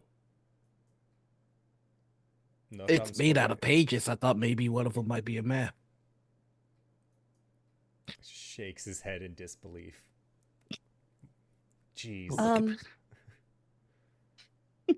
You said that that piece of paper fell off of it? Aoife speaks up. He nods and he'll hand her the apple pie piece. Or the note. If this fell off of it, maybe that's what it needs to find, what's fallen away? If there are scraps, maybe we need to put them back?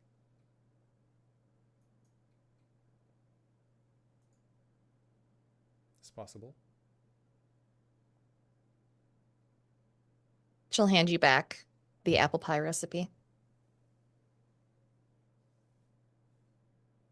Okay.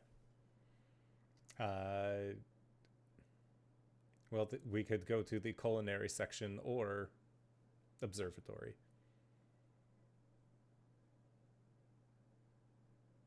What is the plan?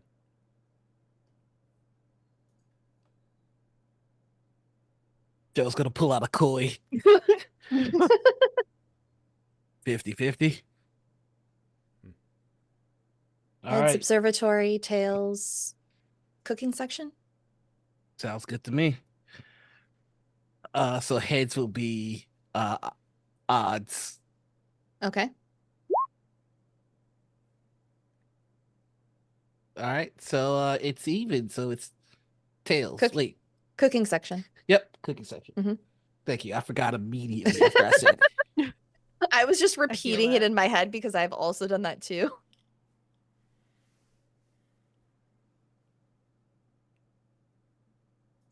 So Okay. to the cooking section we go. Where's the cooking section? We can help. We know. And it pads through your group, leading you off and down through the stacks. You walk for another few minutes behind it, passing more rows and rows of books in this labyrinth-like space.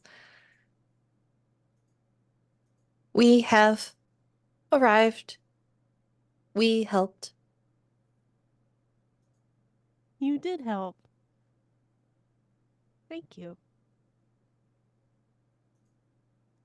All right.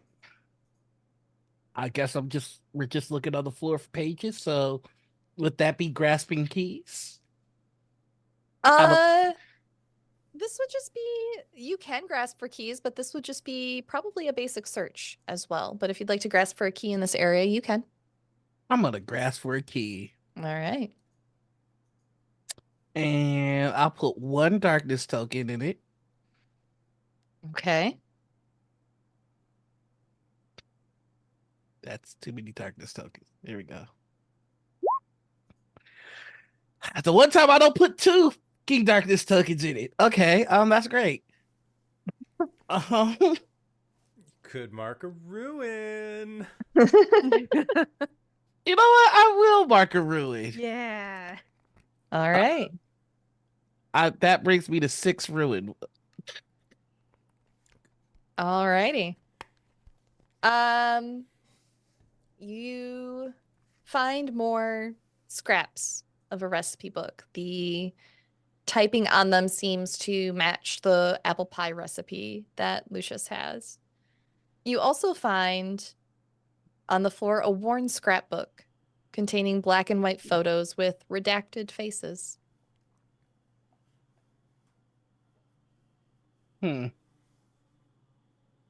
Also, forgot I was not muted. I'm just gonna show it to everybody.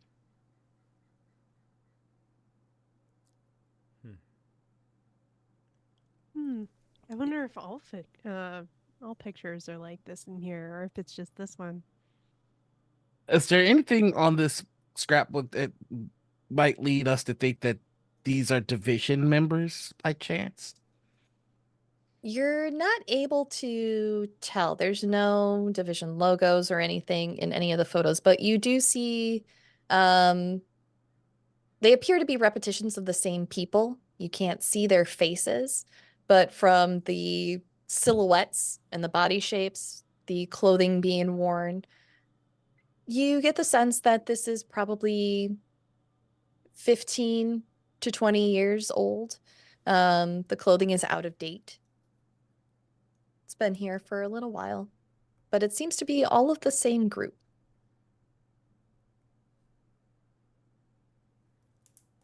Din is going to grab the pages from the cookbook that seem to match the one that Lucius has. Is going to find page numbers at the bottom and start putting them back together in a little bit more of an order. Mhm. May I have the apple pie recipe as well? Yeah, Lucius will give it. Put it in there in the order, and then I'll collate it, give it a little shuffle, and then I'm going to place it on the fragment of what was. Okay. As you do this and you place it on them, you see more of this blue swirling stellar detritus pour from the pages of this book, almost as if you'd unlocked something in it. And the swirling bits within them amongst the papers glow a little bit brighter. Do you feel better? Thank you. Not all present, but more found. Do you want us to keep a lookout for more of your parts? We would appreciate that. I'll keep an eye out for you. And their head bobs up and down, yes, at that din. I think this is the place to find things that are lost. We know much has been lost.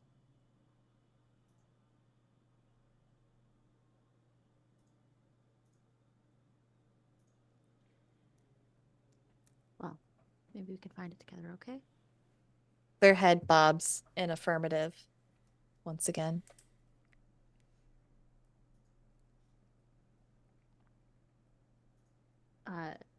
I sort of look over at Larry. Because I think Larry's still with us, right? Yeah, I haven't Larry's still with you. I haven't left him back with the Yateses. Larry is currently sitting next to you, scratching himself with his hind leg behind the ear, panting happily. Give Larry a scratch behind the ear. Yeah, he looks up at you. Those big brown golden retriever eyes.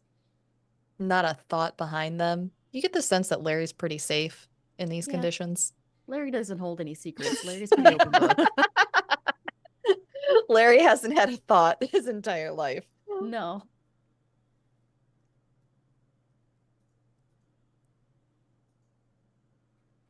Okay. Ugh. So, cooking God. section? No, go ahead. No, yeah, you're gonna do something, please. Well, we've gone to the kitchen section from the stacks. There's more to explore. We have our communication devices. We could find a central location, investigate individually, and then meet back at that location. You're suggesting we split the party. It would be more efficient. Don't give me that look.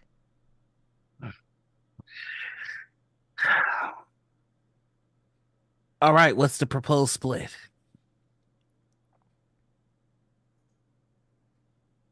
Said you wanted to keep an eye on Aoife.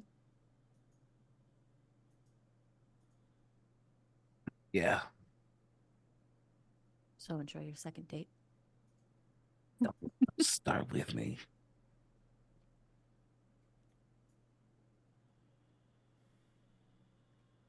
You sure you're gonna be able to survive without something in your tummy after a while? I think I'll be okay. I've got some shrimp in my pocket. Oh, that's right. We didn't have that conversation yet. Yeah, Here, take this instead. And Aoife fishes through her purse for a moment and hands you a granola bar. Go It well might with be the a shrimp. little stale, but don't eat the shrimp. nah, not do gonna- it. Not gonna eat my golden corral pocket shrimp. No, don't eat the pocket shrimp. Eat the Please pocket don't. shrimp. Do not. No. I want to see what happens. Do it. The first time in the bathroom was difficult enough. Let's not make someone sick on the first. Don't do it. Trust me. Okay. But if things are dire, Should do it. I might have to turn to the emergency reserves of the pocket shrimp.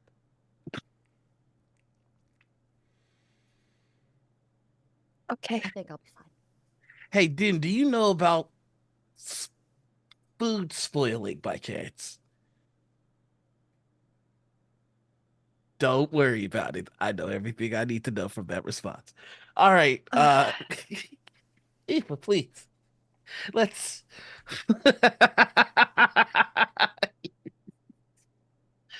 oh What happens when an angel gets food poisoning?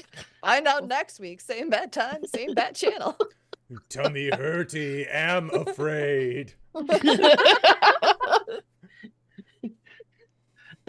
I am a messenger from the Lord thy God, and my tum hurts. Listen, God gives his hardest tummy aches to his strongest warriors. True. As you all have this conversation and prepare to split, who's splitting with who? Is Aoife and Joe going off together? The other three going separately? Is anyone going with them? Did we want to do 2, 2, and 2? Or 2 and 3? Technically 2 and 4 because of the creature shade of what was. I think Din will go with the shade of what was. Okay. Okay. And then Eden and Lucius are splitting off? Sure. Yeah. All right. As you investigation buddies. Yeah. As you all prepare to make this plan, a flurry of loose pages swirls in a momentary storm around you. And when the pages settle on the ground, they appear to all be from different sources as the clock ticks forward. Someone roll me 1d4. Too soon. Doodle-oo. Three. I wrote a 3. A 3, so that would be Din. All right, Din. Who sees a terrible truth laid bare amongst these pages? Who sees a terrible truth laid bare Who among these sees a pages? terrible truth laid bare amongst these pages?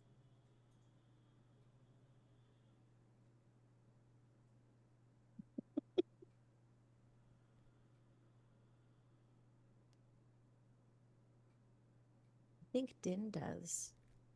Okay. The truth about what happens when you have shrimp in your pocket.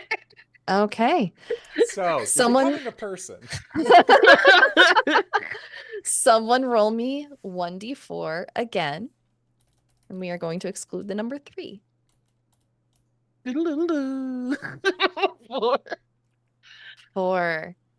So that's going to be Lucius. Lucius, what future event is written out here, framed as an inescapable tragedy?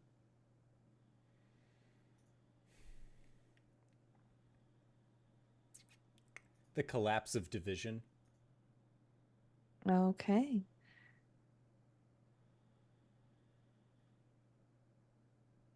And not like division the building, but like how we said like, oh, there's always been division. No. All right. And the two of you working together, what does this collapse look like?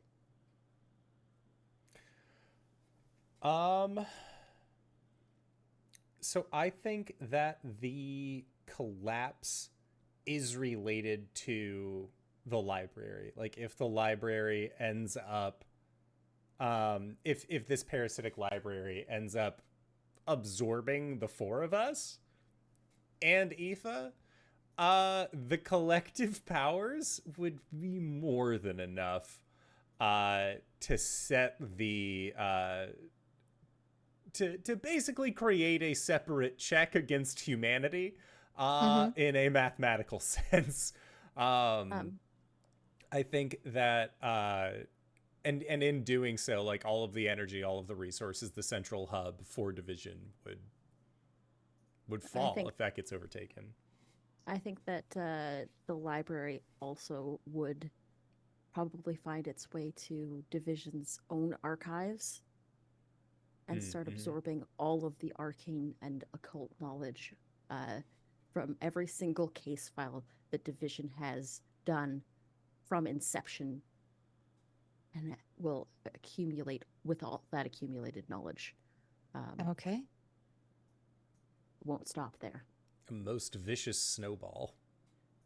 It would be. Shame if that were to happen because you don't solve the mystery in time. So, as you all see this and go your separate ways, who wants to go first? Where is everyone splitting off to? Was anyone going to the observatory? I think Din will go. Oh, go ahead. I was going to say, Lucius would volunteer for observatory. Okay. Din and the Shade of What Was are going to go find the librarian. Okay, where is my...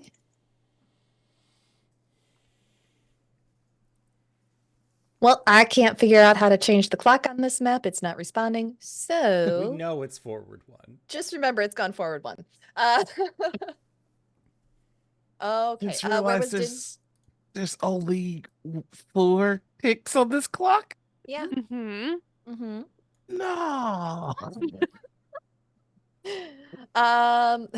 Thank you for whoever drew that in for me. I appreciate you. Din, where were you going? The Shade of What Was and myself are going to go find the librarian. All right.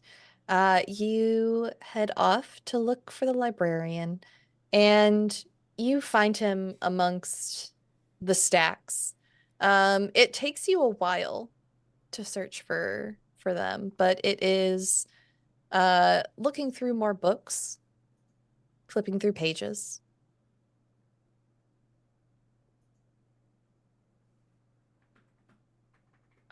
Excuse me. Yes, you're back. Yes, and I have a friend here who is missing some important parts of themselves. You wouldn't happen to know where they are, would you? The parts of themselves. I could put them back together again, if you like. They could become a part of what was taken once more. I would assume that would cost.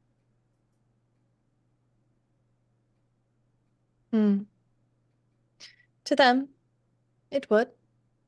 But they'd be a part of something again. Once they're done being absorbed.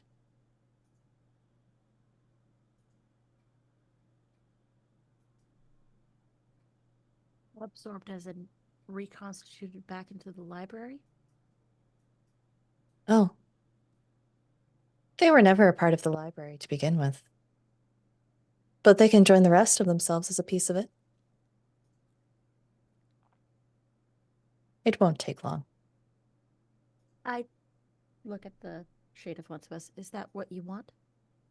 And as you look back, the Shade of Once Was, you know when cats get low in the front? The Shade of Once Was is crouched, slowly moving itself back. We don't want absorption. I don't think that's what they want. That's definitely not what they want. That's a pity. It will happen eventually anyways. It always does.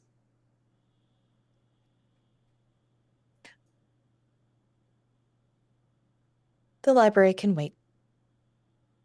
It is old and ancient and patient.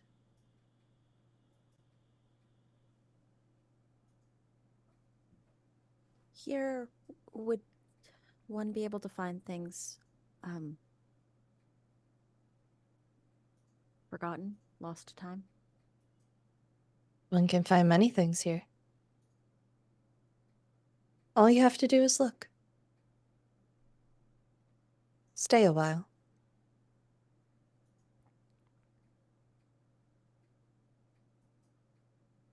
And as the librarian says, stay a while, although they are calm and they say it quite evenly, Din, you sense that it is less of a invitation, more of a fact that you will stay a while. Thank you for your time. Of You wouldn't course. happen to know where a section on names is? Names. 3 stacks up, 2 to the left. Thank you. And I'll head that direction. Okay. Let's shift over then to Lucius and Eden. Where are you heading off to? The observatory. Okay. You weave your way through the stacks, eventually making your way to the observatory. This area is the nerve center of the library. And as you enter it, you see several ornate, massive telescopes that hang ponderously from a domed ceiling.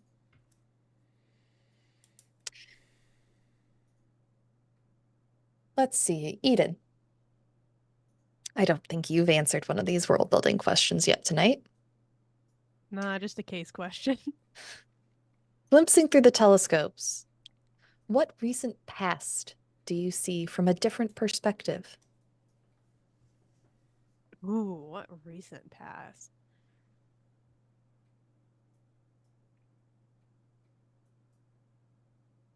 I think it would be really interesting for us to see something of the very first mission and how it ended, kind of from this distant perspective. Does it mean like what exactly like is it looking at? Is it looking like towards like the sky or like I don't quite understand like what is on the ceiling. Does it Are we looking more like The Page Master or are we looking more like constellations? Is I guess the you are looking into an event. You are looking to whatever event you choose that has happened from a different perspective than your own. Yeah, since the door managed to open first mission, I think it'd be really interesting to see like what the first mission all of us had to face looked like looking through that doorway. And you see it.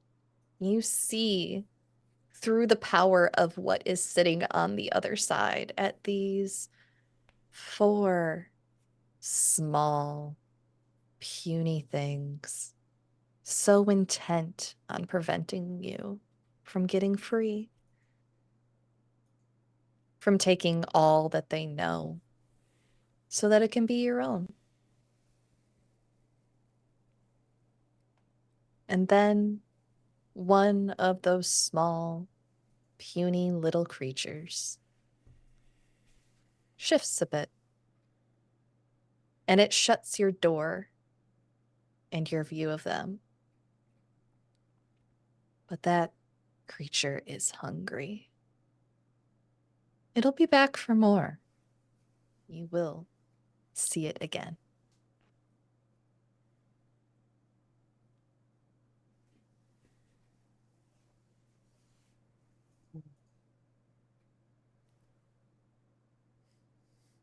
right.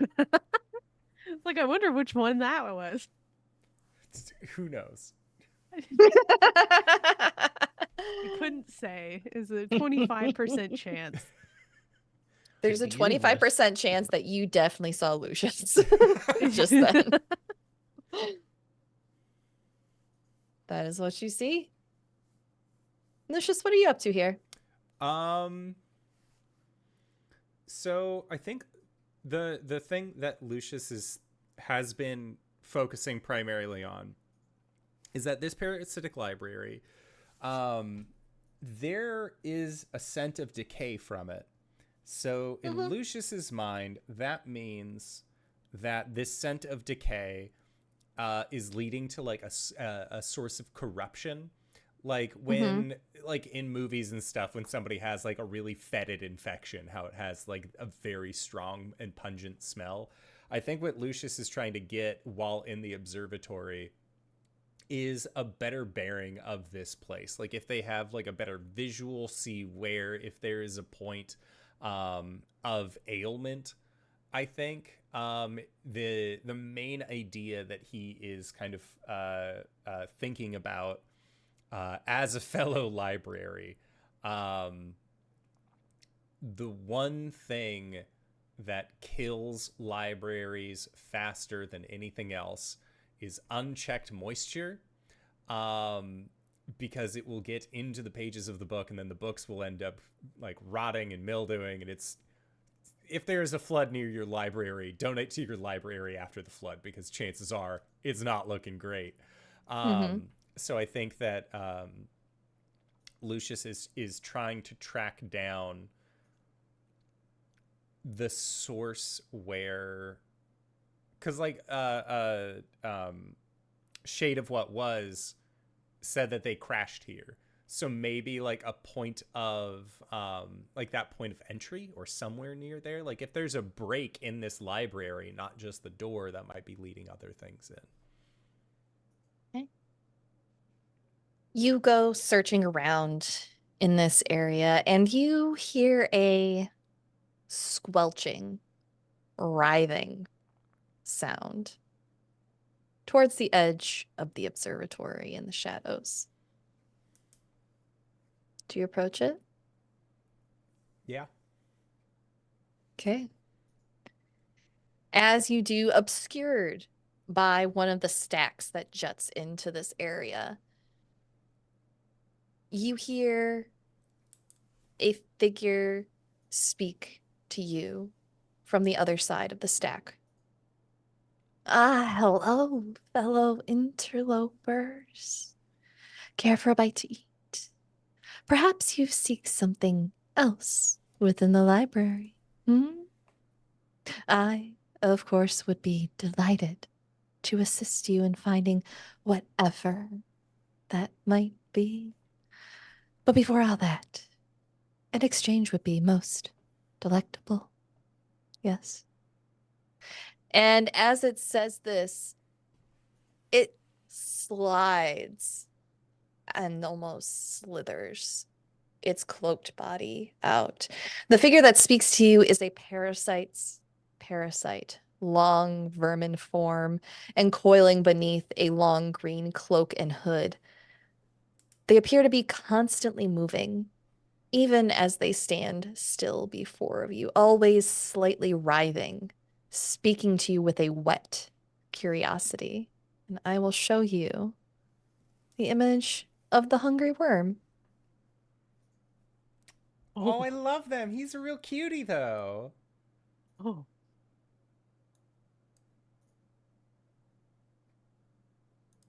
Good for them.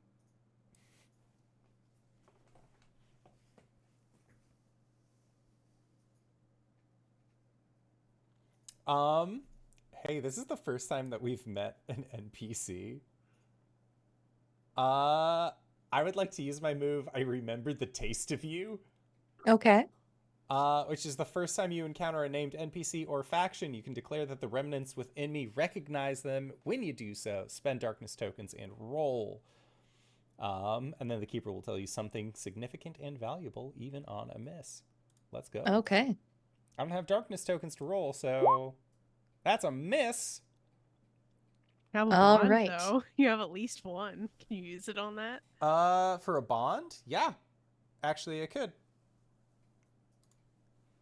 I have the bond. You don't that have to. Just a suggestion. No, that's all right. I got the bond from you. You told me to to be, you know, to like listen to my heart and shit. So I'm glad that message stuck. yeah, it was really in there. Oh, I'm sound clipping the shit out of you saying that.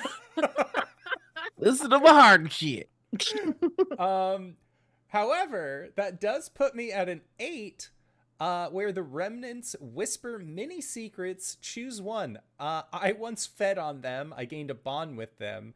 The sight of them calms the hunger within me. Clear one condition, or they may one day consume you. Erase one ruin. I'm gonna say I fed on them once. Or wait, no, actually. I have the despondent condition, and I've had that for a while. I'm gonna clear that motherfucker. And Okay. Get rid of it. Okay, so you get one thing off of them then? Yeah, I get. Okay. I just get that one, which is that I have fed on them before. Fed on them before, yeah. You have fed on them. You're aware that they're from another plane of existence.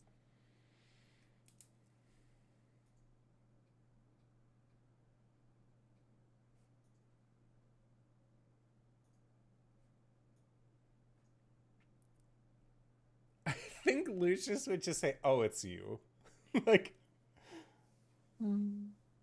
"Hello, hungry worm." Hello. Do I know you? Maybe not with this face, but I know you. Mm. What are you doing here? Eating.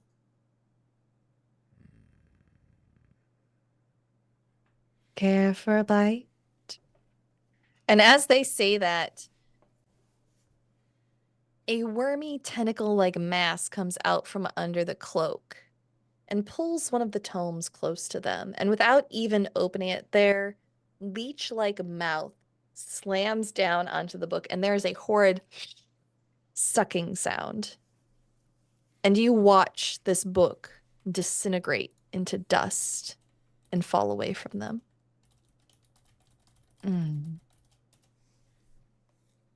Delicious.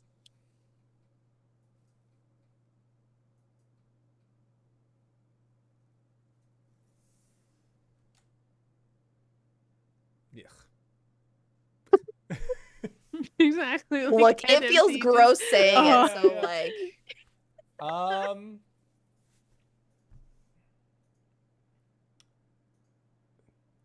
How long have you been here? long enough. Not long enough. Barely made a dent in my meal.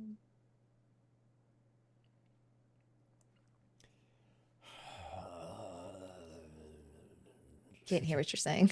If you're saying anything. No, I'm just making noise. He's just writhing in uncomfort like the rest of us. God, I'm trying to think, like, what should we do about this thing? Exactly. It's like, do we just walk away and be like, It's like, there's "Actually, no I need to be over crime. here." There's no crime for just being really fucking gross. Like, yeah, it's like a moral dilemma, right? Where, like, I know if Joe was here, he'd be like, shut the fuck up or I'll cut you in half. But, like, I don't have a sword. I'd have to eat this guy. And, like, I don't want to eat this guy. Give me a tummy ache. Fuck you Yeah, for being probably so not good for accurate. you. So I think,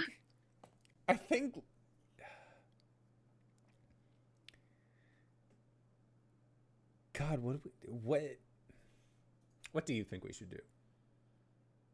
What's Eden's take yeah, on this? Because you were that's like a got great done looking question, at 'cause, it. like it's like I don't know it. Wait, so has the hungry worm actually seen Eden or? Who knows you're here as well? Okay. Okay. 'Cause I think it would be interesting. Just kind of. I don't know, can I like just disappear behind like a stack of books or something for like, just a couple seconds and then use a man of 1,000 faces? Sure. Okay. Um, yeah, I'm gonna go ahead and take on the form of the librarian. Okay. Do you step back out? Yeah, I'll step back out and I'll be like uphold the act too. Just like I'll be holding the book and just kind of aimlessly be flipping As through. soon as your pant leg comes in view as the librarian, Lucius, there is a squelching squeal from the creature as it retreats back into the shadows, back into the stacks where it came from. No, not that one. Shh. Is there something wrong with the curator? They can't find me here. They'll end my meal. I'm not ready to leave yet. I'm still hungry. And Lucius takes a step forward. Has this thing like kind of cornered itself? There's more stacks behind it that it could Scramble up. scramble off to. And I think Lucius says, there are far more things than the librarian that you should be afraid of in this place. And I think that like as he says that, like there is like a long shadow that appears behind him. I'm gonna do some body horror on this guy. I'll unleash the dark at this fucking worm. We're gonna have a motherfucking gross off. Yeah. Hell yeah. Okie dokie. And then after this, we'll check in on Joe and Aoife real quick Yeah. before we end for the night. Perfect hit. Okay. So I am, I'll expose a weakness or flaw on them, and I will get past their defenses and inflict a condition. Okay. The weakness that you expose is more the knowledge that you realize that they are absolutely not meant to be here. With their reaction, their weakness is the librarian. The librarian will likely eradicate this parasitic creature should it find them. They're not particularly strong. They're just hungry. Okay. And they will take the condition. If I have a Terrified. I was gonna give a name suggestion of you win this round. Okay, we'll take that. Okay.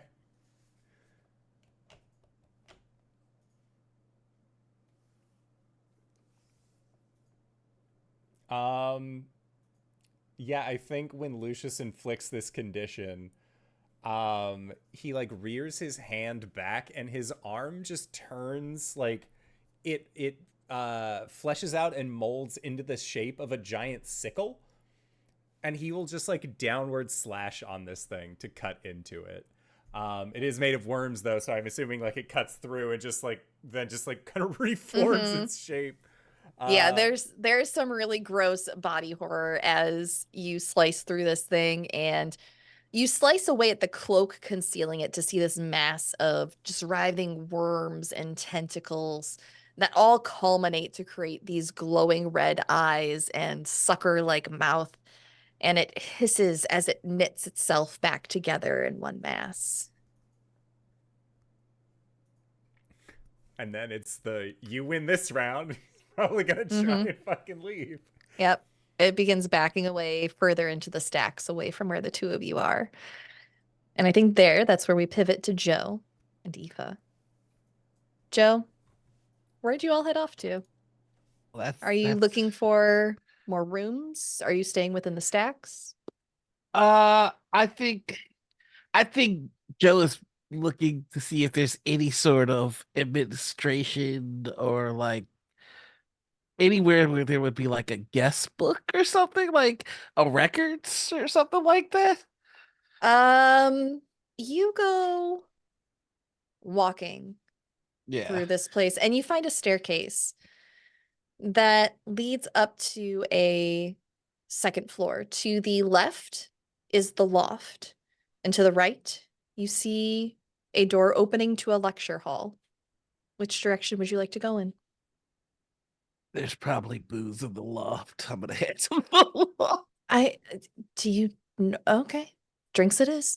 Ethan Oh, you're follows you. gonna be judgy. Like it helps take the edge No, off. I is just all. I didn't know that you drank on the job, or else I would have brought something. You've never heard of carrying flask? I actually Yeah. have this bra at home. It's like, have you ever seen those Camelback backpacks? It's like that, but it's a bra, and on the side there's a tube that comes out, and you could just. I don't like to pay for liquor at bars. It's too expensive. My flask is empty. Oh, well, And we'll fix that later. so raw flask. Mhm. That's They also make tampon flasks as well. Those are also handy. that's This way? yeah, yes, of course, yes. s- um, These are all things that really exist in real Uh-huh. life, I- listeners. Uh, Look of bewilderment. yep. You enter into the loft. It is part of the upper floor of the library, accessed from a series of stairways and ladders. Its mezzanines and balconies offer a bird's eye view of the stacks and beyond. Now, the question for this area, Joe, looking down, what strange pattern hidden in the spaces between the shelves below do you perceive? Ooh. I want to say there are runes and Latin kind of hidden in between certain areas. It's kind of like a perspective puzzle that you'd have to be on the second floor to be able to make some of it out. Because those are fun. Okay.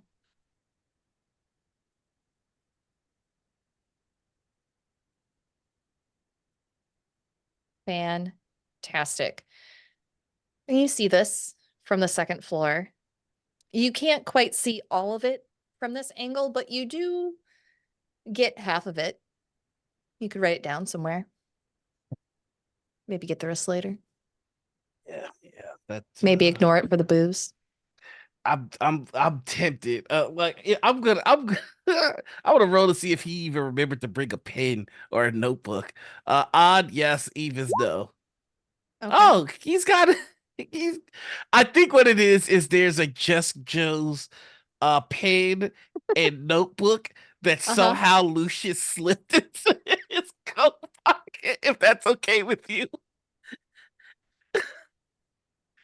If anything, it was like when he was like turning you around to walk you towards the door and he was like shooting the shit, it was like arm over the shoulder, slip it into the breast pocket of your shirt or of your suit coat.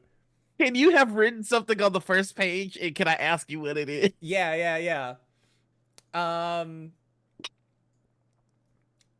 The first thing that it says on the note, I don't think it says anything.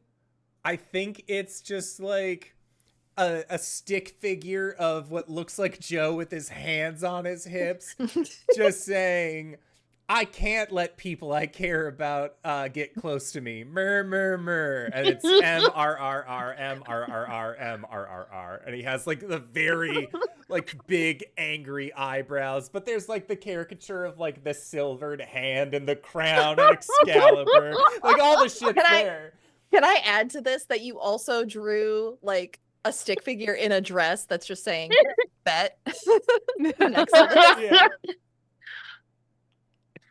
Just gonna open it, see that. I do not go mer. What was that? And you look over, and Eva also has one of these notebooks and pens out, and is already taking down notes on what she's seeing from the balcony. It's gonna rip out the first page and hand it to her. No, I mean, you did kind of grumble the earlier when you walked away from me, so My grumbling is not myrrh. It's more dignified than that. Why did you is it take more frankincense, frankincense, frankincense? Oh, come on, it's a funny joke. See? It's too close See? to home. I'm laughing because I'm seething with hatred. And that story's not even true, by the way. Oh, really? Anyhow, yes. Let's I'm gonna get pick your brain these. about that later. You will. I don't rant. I have very concise points delivered eloquently at all times. You are a very eloquent person. I do Thank agree. you. And she's gonna kiss you on the cheek as she pats your shoulder. So do places normally use Latin? That seems a little like I was expecting space words or I think I somebody in the library expected Latin, and so it shifted itself. oh okay. And she begins making notes based on what the two of you are seeing up here from above. That's why I know I need a drink. I usually don't pay attention to mission briefings. But you did this time? Yeah, I'm terribly sober. Okay. Well, next time I'll pay attention and you won't have to. How's that sound? I don't think there's gonna be a next time with in regards to you being in a mission. Mm, Respectfully. respectfully, I disagree. This is the most fun I've had in a long time. That person over there, do you know them? Person, and I'm gonna look. Uh, and Eva points on the same level down a ways from you. There's another person looking over the balcony. Mm, And you see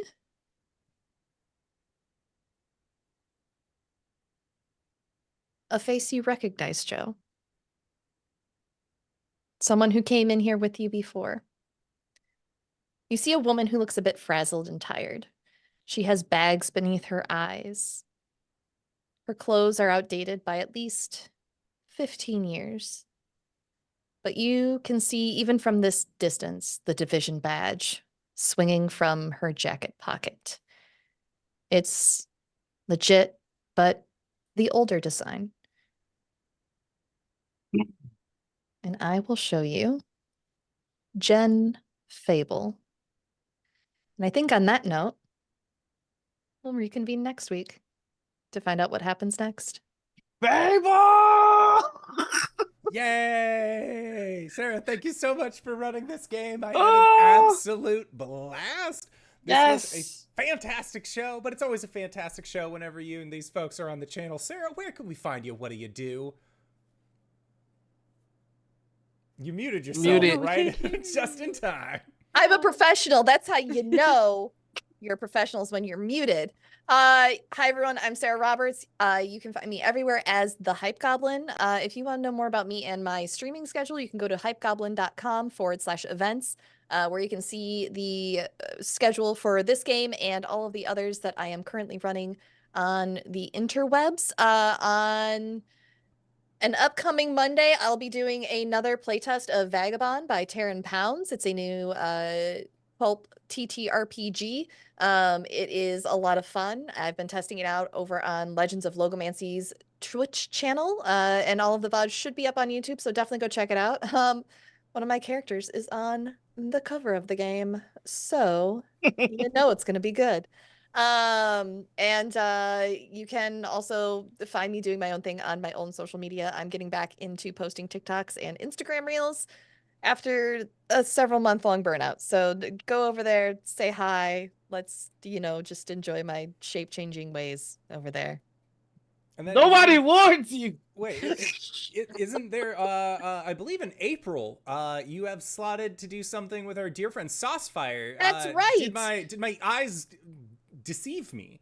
Your eyes do not deceive you. That's right. On April 6th, if you will join me over at twitch.tv/Saucefire, I will be participating in the 5th year of Mercy Road, where we raise money for Child's Play charity. Saucefire puts on a tremendously wonderful 24-hour event where he DMs 8 D&D games over 24 hours with only a small break in between each games, long enough to get the next group onto a Zoom call. It is silly. It is fun.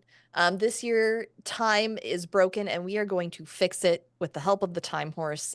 Please mark it on your calendars and come join me. My own channel will be dark that weekend, so that we put all eyes that we possibly can over on Saucefire's channel. This is the one thing that every January I reach out to Sauce and say, hey, when are we doing it? I scheduled my entire April around this, so come hang out with me. It's gonna be great. And War, where can we find you? What do you do? Nowhere. I don't exist. I was never here. Liar, you can find the Noir Enigma asking for uppies for the boys over on TikTok. Come join us. A lot of fun. I'm all over the internet as the Noir Enigma. That's Twitter, Twitch, YouTube, TikTok, Instagram, OnlyFans, or wherever. Monday, I'm over on Althaven. We do Beacon. We just announced that we're getting ready to do season 3 of Clear Skies.